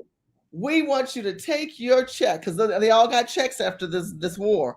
And they automatically deposited into this bank. They told them, you have to go into this bank for your money. And then they stole it from them. Now, you done gave your life and served this country, and then they push you into this type of bamboozleness. Is this deep? Y'all should be like, I need to hear some kind of energy from somebody in the chat room. My God, this has got to be unbelievable. Well, it's deep, but it's business as usual. It's not even really astonishing. They've been, dismantling us since they brought us here in chains. They have been breaking us since they brought us here in chains. So, it's nice to be able to connect the dots, but it doesn't shock me or surprise me because this has been their MO since we were dragged here. That's how I feel about it. That's how I see it. Yes, yes, yes. And again, special order number 15. I'm going to put it up so you guys can see it. I'll put the link in the chat room. So I didn't know that you guys couldn't see it. This is it right here, special order number 15. And what was read to you that you heard earlier on January 16th, 1863. I think the emancipation was 1863, but this was 1865. Okay, General Sherman and Lincoln was still alive, and Lincoln and General Sherman were working together. And like I told you, the Gullah people, look at this, the Gullah people and that land. Y'all need to do your homework, but look this up on your own time. Let me show you this map. See this map? They're trying to take that land from the Gullah people. Right, they already have. And like I told you, they're building those hotels on top of, they've took the Gullah people and they build those hotels on top of the land. Developers. See, we come from the South, and you said, why this part of the region? And the reason why is because the slave ships, if you start looking over on towards the right of the screen, the slave ships came from Africa, and the heaviest, densest part of the Africans settled here and started here and then went across America. Angela, what's your thought on that one? Child, it's just deep. I'm just thinking of how much we are owed. Like, this is what I'm saying. It continues to go on. You just explained how they built the hotels on the Gullah land. And this is what happens when you've been neutralized economically. You can't pay for the politics to protect your interests. So we're going to need protections, and they're going to need to be enforced. Or we'll be back here as soon as, we get the first deposit. And another thing we're going to have to do is come up with ways to protect whatever we, whatever we ascertain from this reparations fight. We're going to have to protect it for generations to come. We can't allow for it to be compromised in the same way affirmative action was. Or we'll be finished. So see, my mindset is this. Instead of going, and we could go back to 1619, I don't think you need to go back that far. Go back further enough that they can't say, well, how can you trace back that far? You don't have to. Trace back to 1863 and 1865, and then talk about the money that you stole and the land that you stole and the land you never allocated. And then how Congress put this bank into place, and how Congress had allowed the soldiers who received checks to go into this bank. I mean, that's thievery all over the place. And then there was never anybody to be in trouble or be recommended for that. I mean, That's just, I mean, that's just deep. Don't you think that's deep, Angela? It's deep, but it's white. Okay, it's deep, but it's white. You know, it goes back to I'm white and I say so.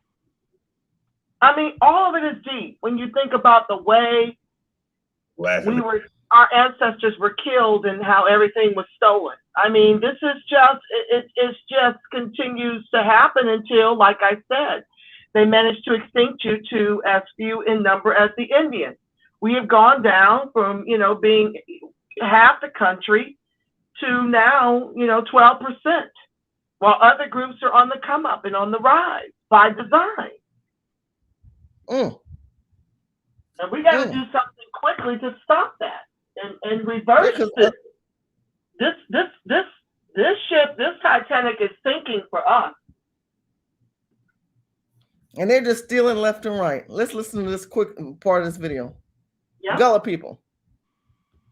I still can hear songs like stay in the field, oh, stay in the field, stay in the field until the war is ended.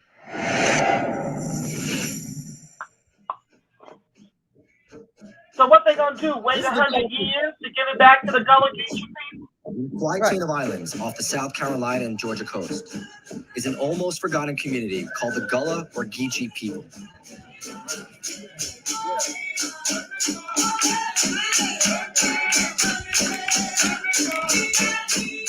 More than anywhere else in America, they've held on to traditions their ancestors brought from Africa.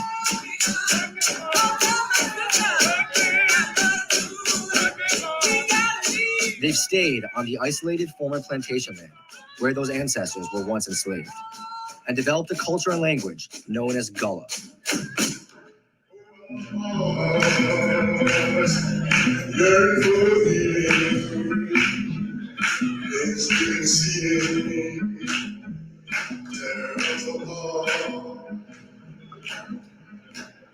It seems pretty isolated back here. Oh, see, now that's what we call insulated. Yeah, so we feel like we're insulated and kind of kept warm and keep our culture alive away from the mainland culture. So sure, if you went just across a couple bridges and you ended up on the mainland, you'll hear people speaking like this. And then you come across onto these 100 Yeti, people are cracking teeth like this all day long and things like that. And they say, huh? Marquetta Goodwine, sound like also known as Queen Quet, still lives on the land where her great-great-grandfather was enslaved 5 generations ago. We have okra, we plant peanuts, cantaloupe, watermelon, the same things that my great-great-grandfather planted here. And he was the person that actually obtained this land in 1862. So my family has continuously owned it legally since then, but he was actually enslaved here. Hundreds of plantations ran down the South Carolina and Georgia coast in an area known as the Sea Islands. After the Civil War broke out, the islands were abandoned by the plantation owners, and thousands of people were eventually able to buy the land they were once enslaved on. But today, the landscape is changing. Folks come in with bulldozers, and the first thing we see is they want to dig up what we've already had for all these generations, and then they want to build something that's antithetical to our culture. Look. Golf courses, resorts, and condos have replaced Gullah communities. That's what they do. Beacon Head Island was the first to be developed. That's called colonization. The 42 square mile island is now home to 26 golf courses, brings in 2 million tourists a year, and is considered one of the top vacation destinations in the United States. Gullah burial grounds date. Well, now this is the part that gets dark for me. Now, hold your thought. One of the top vacation destinations in the United States. I want to stop right there. They build the development on top of the. Y'all thought I was lying. That's why I had to stop my mouth and say, "Let me show these people," because I know somebody in this chat room, one of you Negroes or one of you white people, gonna say, "She making this stuff up. Shelly don't know what she talking about." Screw you and the horse that you rode on when you decide to turn this video on and watch me.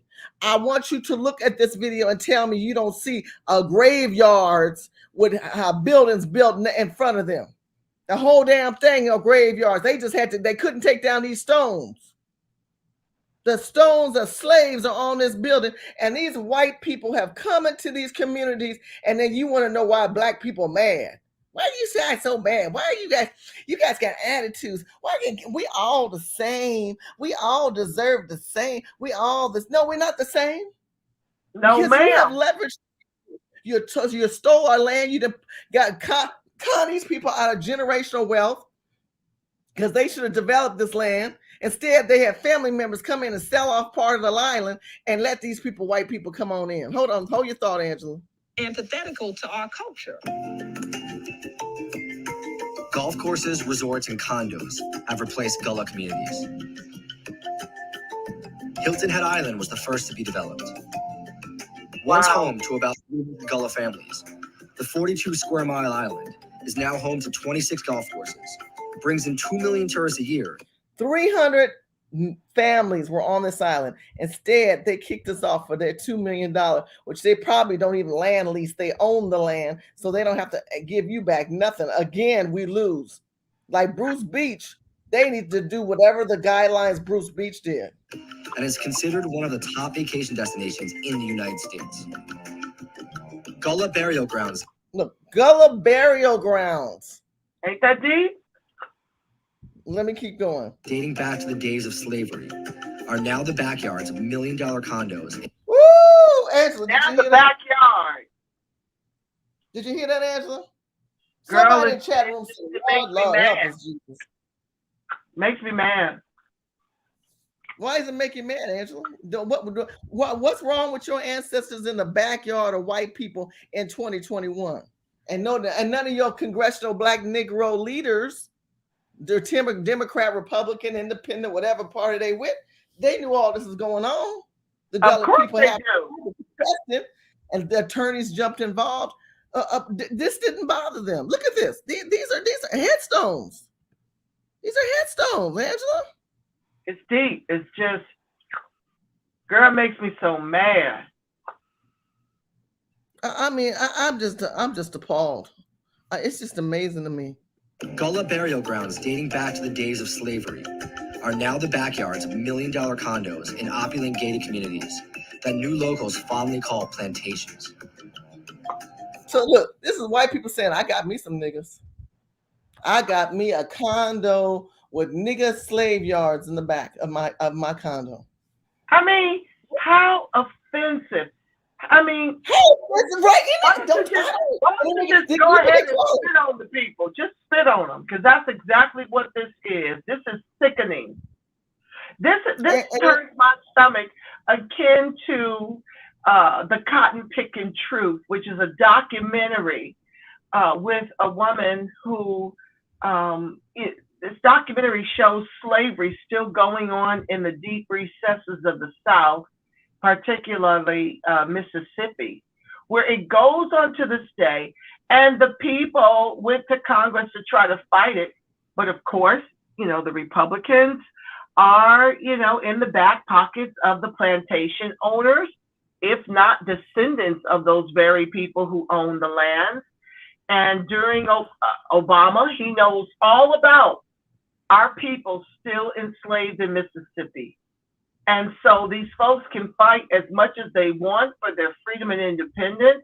They're not going to get it because, both sides of the aisle are complicit in making sure slavery continues.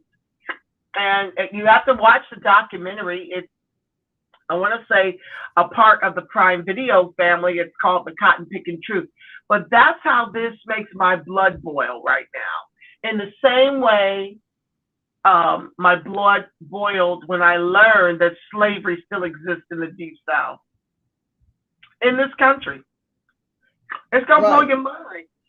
It's going to blow your mind to see this woman who didn't get free until the 60s. And I think it was because her family had to buy her and her family's freedom.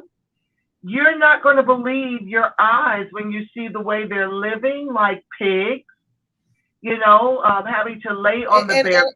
And the interesting part, Angela, the interesting part of all that you're saying and all that we're watching, this stuff is relevant today. See, when you talk to white people, let me help you, white people who are watching, and my white viewers. When you hear people talk about why would you go back that far? What sense does all this make?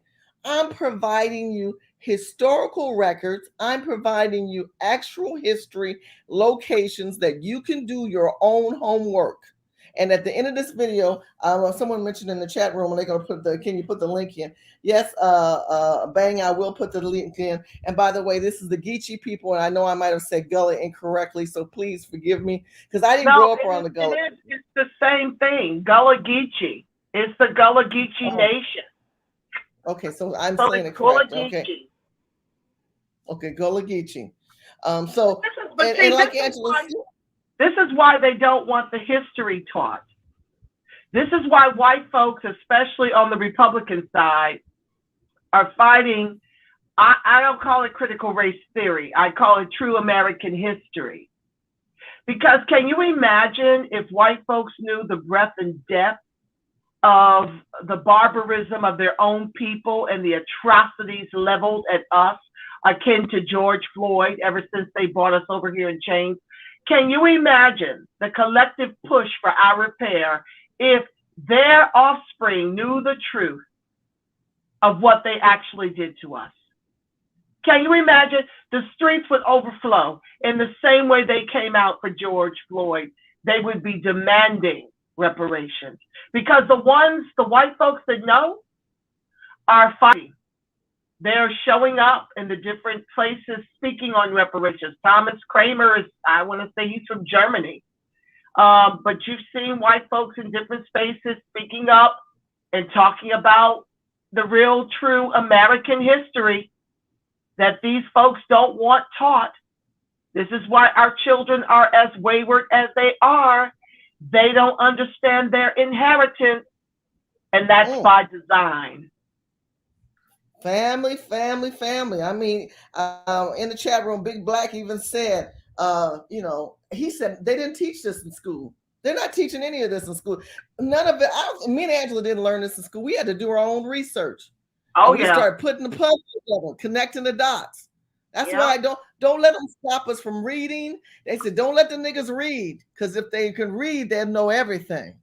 That's it. And so now that you've got social media, all of this is at your disposal between YouTube and Google.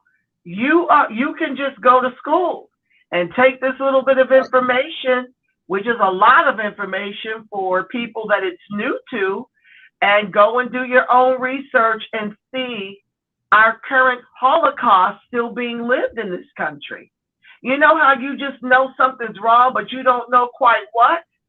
Where you're still living your Holocaust, which is why it's hard for us to go and patronize slavery films, where white folks always like to paint themselves out to be the hero. We can't even be the hero in our own narrative.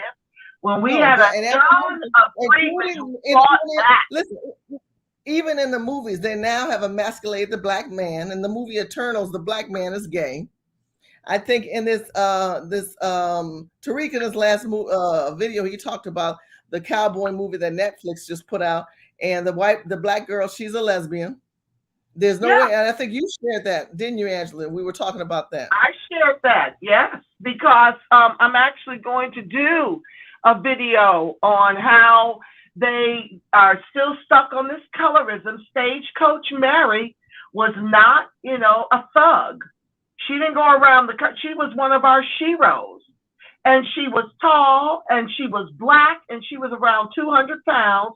And she, Stagecoach Mary, worked for the USPS because they could not go into Indian territory. White folks could not, or they would be scalped for what they did to the Indian people. And that's how come you got an overwhelming number of black freedmen who worked for the post office. And Stagecoach Mary was one of them. But what do? They make her a thug, and they make her light bright, and they make her biracial, and they make her the love interest.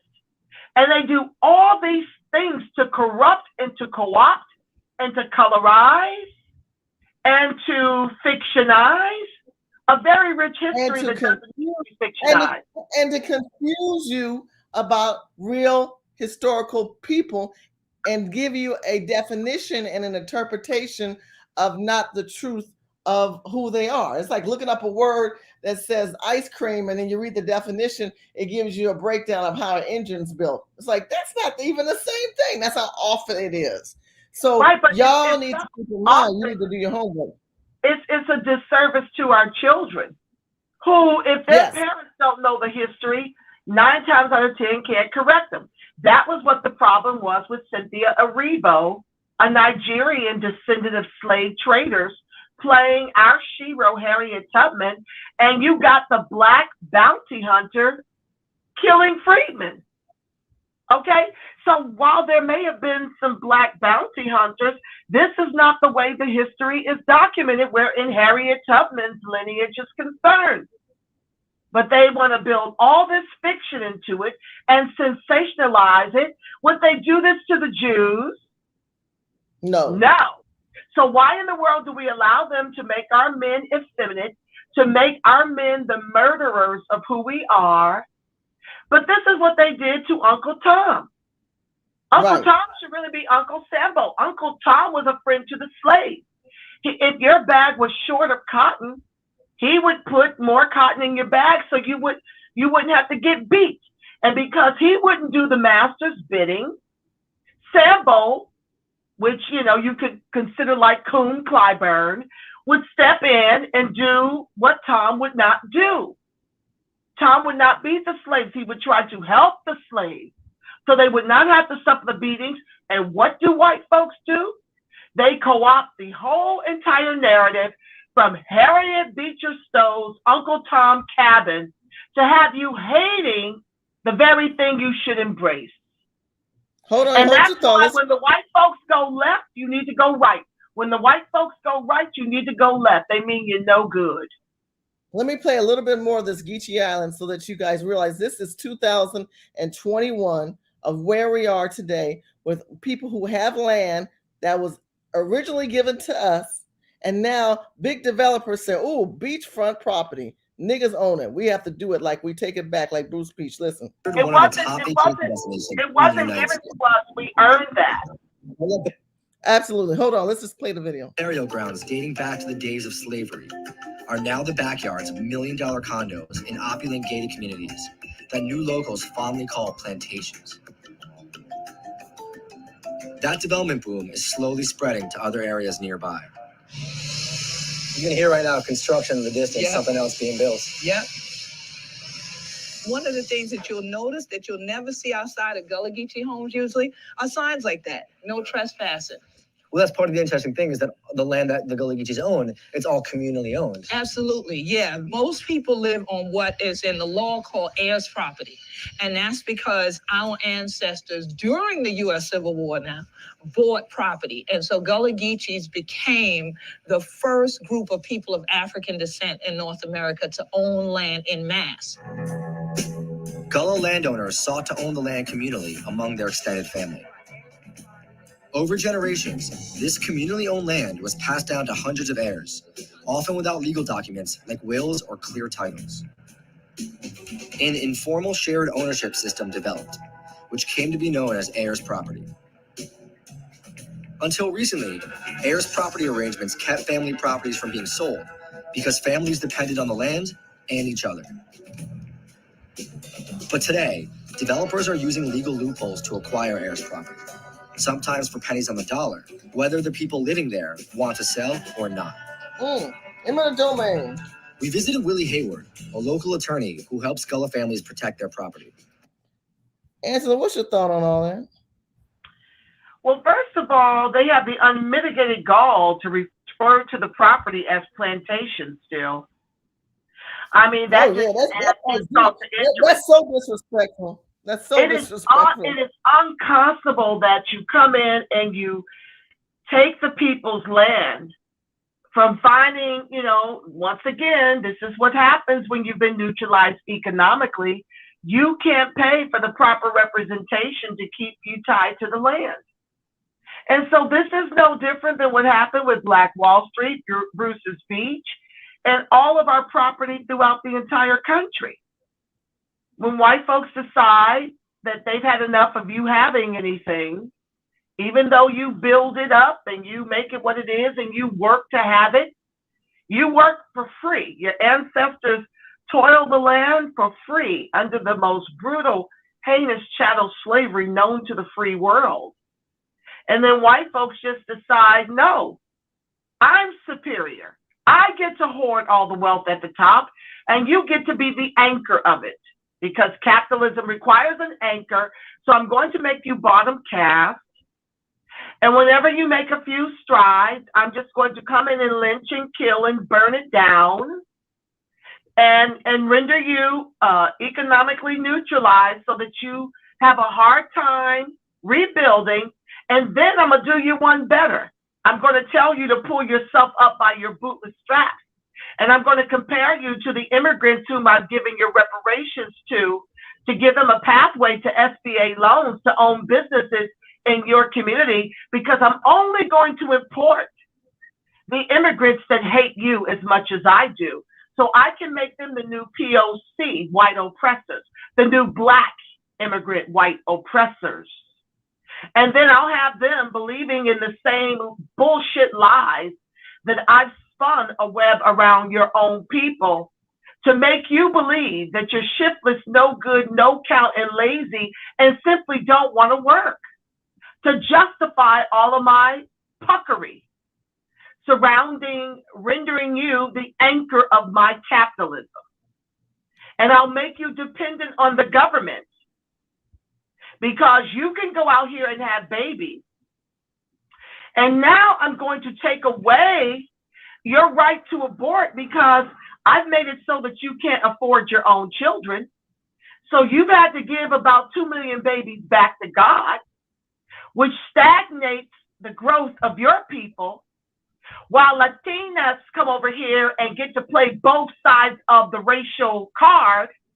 They get to identify as people of color to demand reparations to the tune of $500,000 apiece for crossing the border illegally and being separated from their families that they send over here to gain access to the country. And as soon as our reparations are spent to make them millionaires, then they'll start to vote the line of the Republicans. Okay? So this is what I think of all of it. It is just, it angers me, you know, and this is why I have my channel and I go all the way in unapologetically Freedmen. I expose it, and I don't care who it makes mad. I don't care what you call me. I'm going to tell it like it is. But this is the hand of the white man in this country, who is constantly trying to make us the most loving, forgiving people in the world, the face of their debauchery, while lying to their seed and pretending to be superior as if they've worked for it, when in fact they killed and stole and continue to kill and steal for it. I'll take a breath. Everything that you're saying is right on point. Because if we talk about it and think about it, it can make you mad. It can make you frustrated. It can make you say, this is unreal. No, it's reality. These people have been stealing from us for decades. And then tell you you're not working hard enough. And then when you show up after you get your degrees, now you're relegated to working gig jobs, because they now make your affirmative action intended to make you whole, intended to level the playing field. They've now taken and co-opted and corrupted it to benefit white women, immigrants, and LGBTQIA, and you have no social capital at those tables to protect your interests while you're strung out on 6 figures worth of student loan debt. And then you see students sleeping outside of the number 2 HBCU in the nation's capital, because their dormitories are infested with mold and rats and roaches and people having sex on the steps and spotty Wi-Fi, and they can't do their work and the whole 9 yards. And you're expecting them to pay, I think I did the math, a 4-year degree at Howard University is $197,000. And they're now sleeping in the Blackburn Center, and you got an immigrant president from Trinidad who makes damn near $200,000 a year, who's threatening to sic the police on them because they choose to occupy the Blackburn Center and living on the yard with rats as big as possums before they go back into what? Redlined, environmentally challenged tenement housing for an education by the time they're done, undergraduate, will cost them $197,000 in student loan debt. And they can't even come out here and get a job commensurate with what they spent on their education. But we are told that we're lazy, shiftless, no good, and no count. And looky at all the immigrants that we use your reparations on to make them whole and your communities to take it over, to put the boot on the neck when we're not there as a placeholder. And to tell the family where they can reach you. The Reparations Perspective YouTube. I hold no punches. And don't come over there if you're not an ally or if you're not a freedman. I don't want to hear from you. You will get blocked.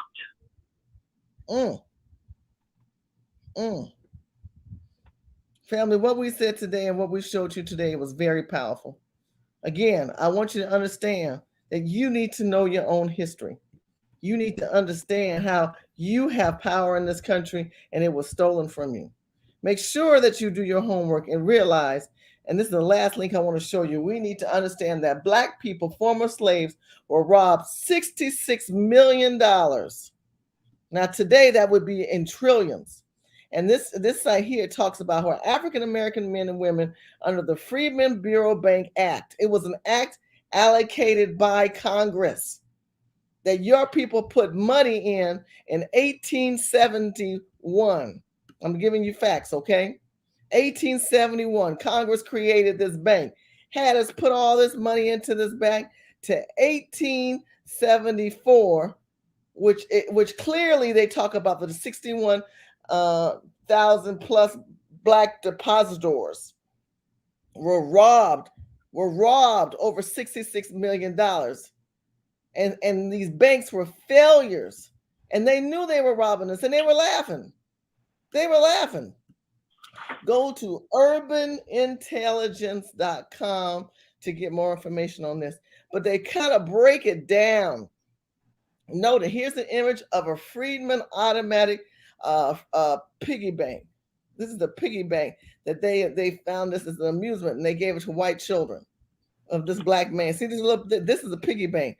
And white kids said, this man thinking he gonna keep that money. They should have put under this piggy bank a white man with his hat collecting it.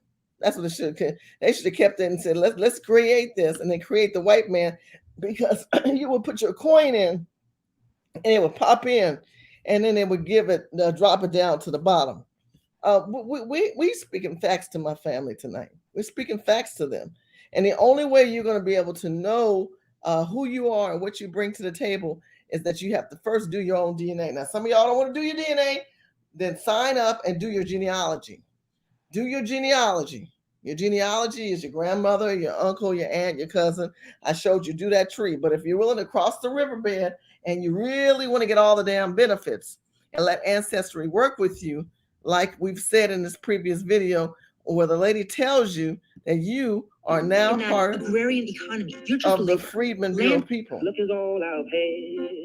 At the end of the war, President Abraham Lincoln had promised the freedmen 40 acres of land per family.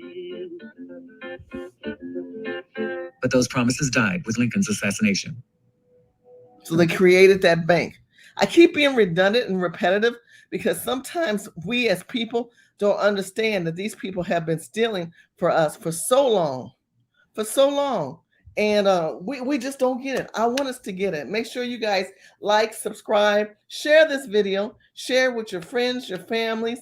Please make sure that you click the like button, make comments below after this video, and tell me what's your thought. Do you think that we're overextending our energy? Are we just hypothetically going to allow our history to become fictional movie characters that are distorted and their history and their lives not being truly told? That we're not showing the true dark melanin people at the turn of the history. Instead, we rather show biracial and light-skinned and pretty people that are more palatable for white America. I mean, come on. Are we going to allow the black man, the alpha black man, to continue to be emasculated and brutally just on TV? I'm speechless, which is very rare for me. But when I talk about the black man and emasculation and how they just misogyny and the things that they do to create these images in film with our young men are just so hurting and so disrespectful, especially even if you watch some of these young high school shows or some of these young college Netflix shows. And I'm going to say Netflix because every time you get to the black boy, he's dark and he's gay. He's Laminium Skeeter and he's gay. Why do we have to be the gay character? Because we are getting to... Go ahead. Sorry.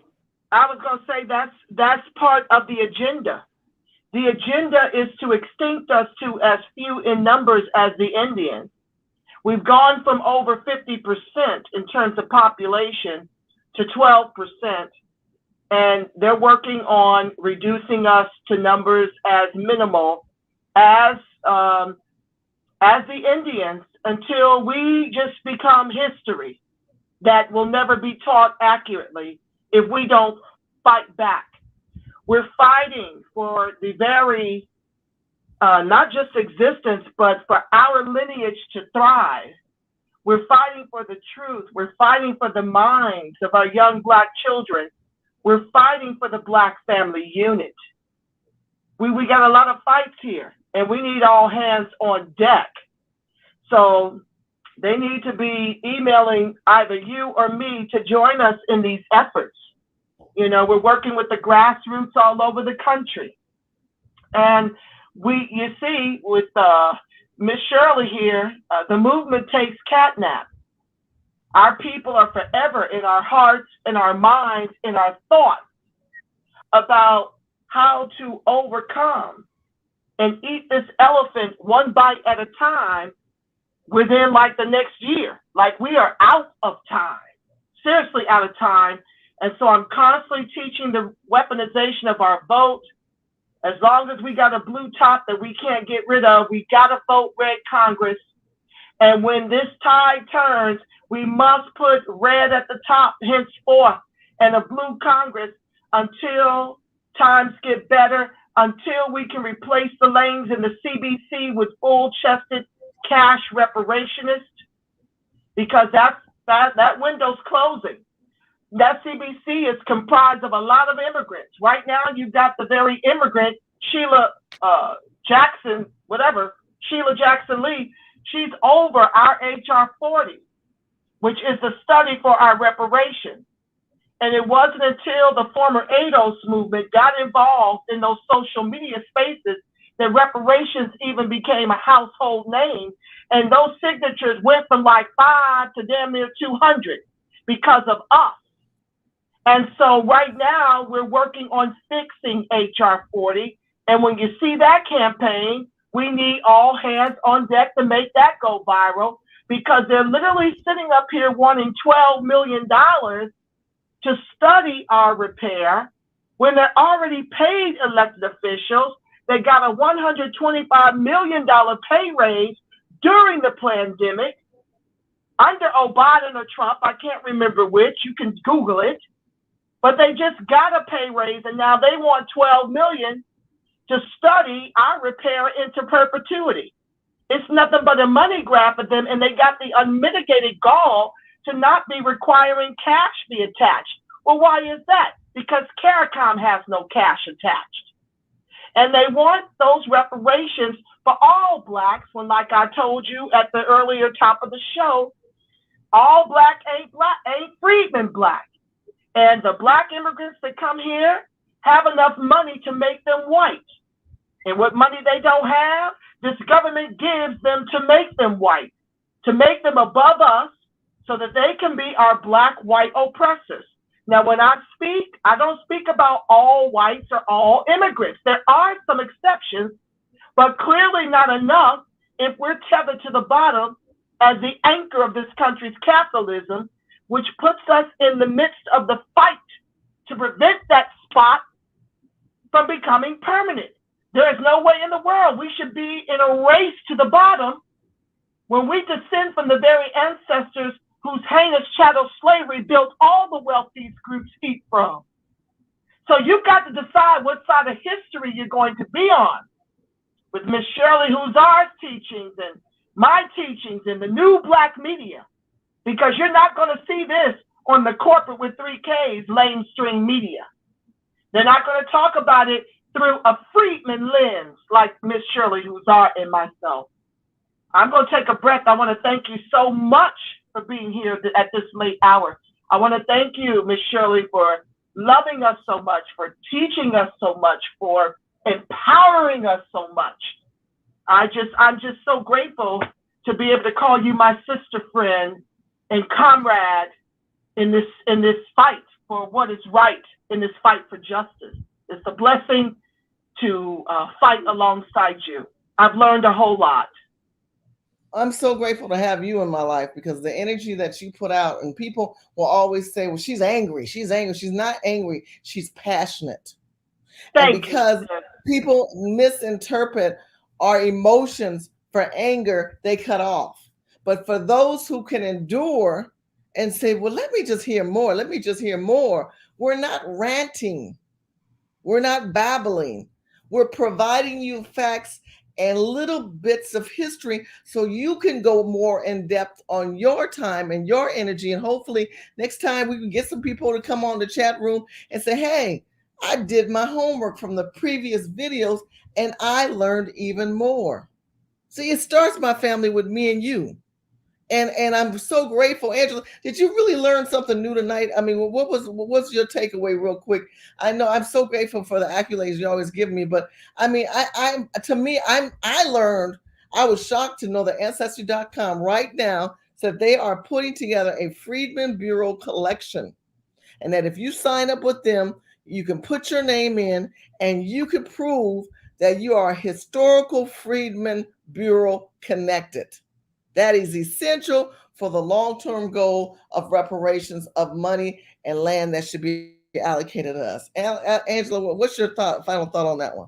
Yeah, I learned the same thing. And then the other thing I learned was that Gullah Geechee Island is now Hilton Head, like has been Hilton Head. I didn't even know those things were synonymous. I was sitting up here foolishly believing that they were the only ones still able to hold on to their land.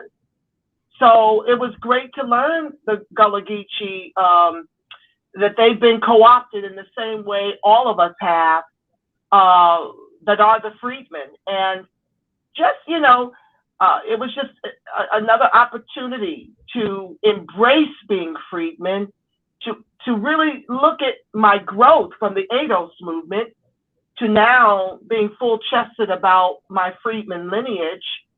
Not necessarily, I embrace it, I descend from chattel slavery, but there's something very empowering in the word freedman and it being tied to already existing value and benefits that we're entitled to.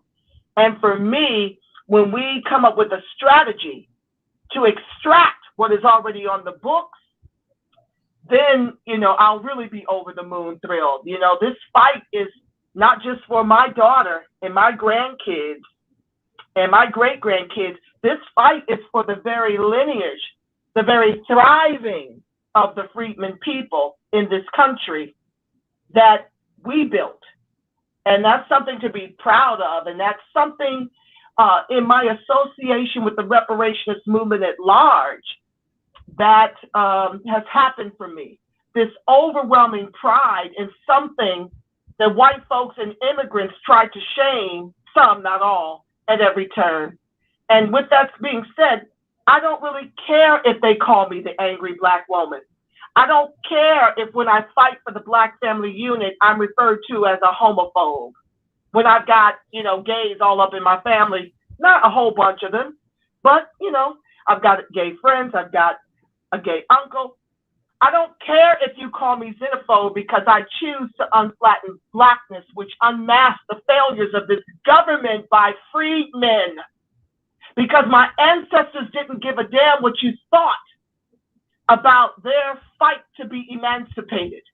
If they stopped and paid attention to the naysayers, I wouldn't be on this live with you right now, Miss Shirley. I'd be somewhere in the cotton field picking cotton, and I'd have a white baby on the tip instead of my own. So I come from a freed woman. I come from freed women who don't give a damn what you think. I've accepted that I'm not for everybody, and turned down for what?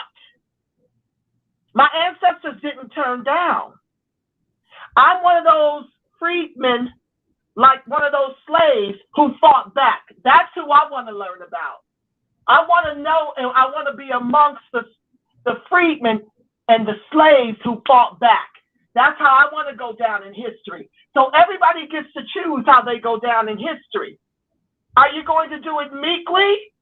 Are you going to step into your inheritance? And so this is the way I step into my inheritance boldly, and I accept that I'm not for everybody.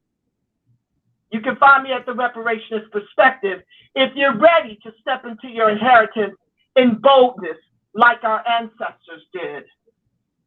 Thank you again, Shirley. Thank you for having me on your show, and thank you for being on my show. Family, it starts with me and you. It starts with me and you. And, we talk about God, family, and country.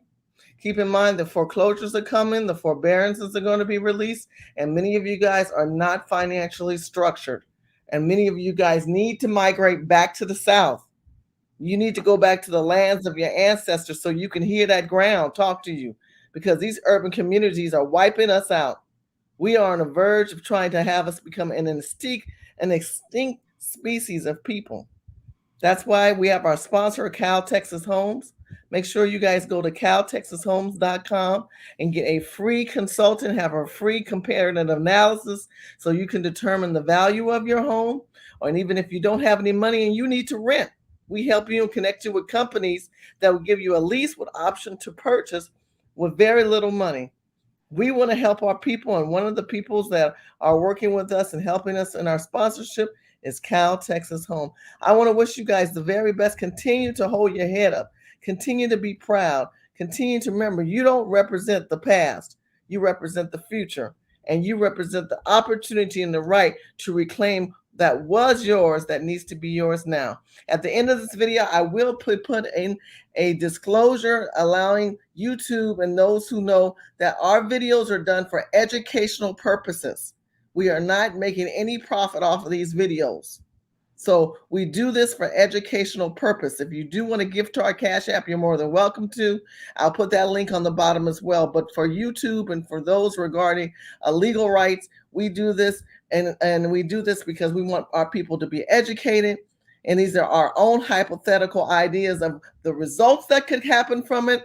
But it's also historical, factual ideas on the history that was provided.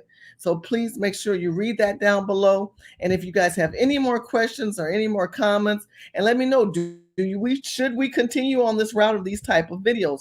Otherwise, I'll sit back and relax and let you guys enjoy your life. But you have to use wisdom, because food, water, shelter should be your priority thing to focus on. And the new reverse migration of our people, how can we collaborate together as freedmen people, understanding the Negroes and the colored people who did not receive the benefits of this land that they created. God bless you. Stay strong and put Christ first. Thank you for your time and energy.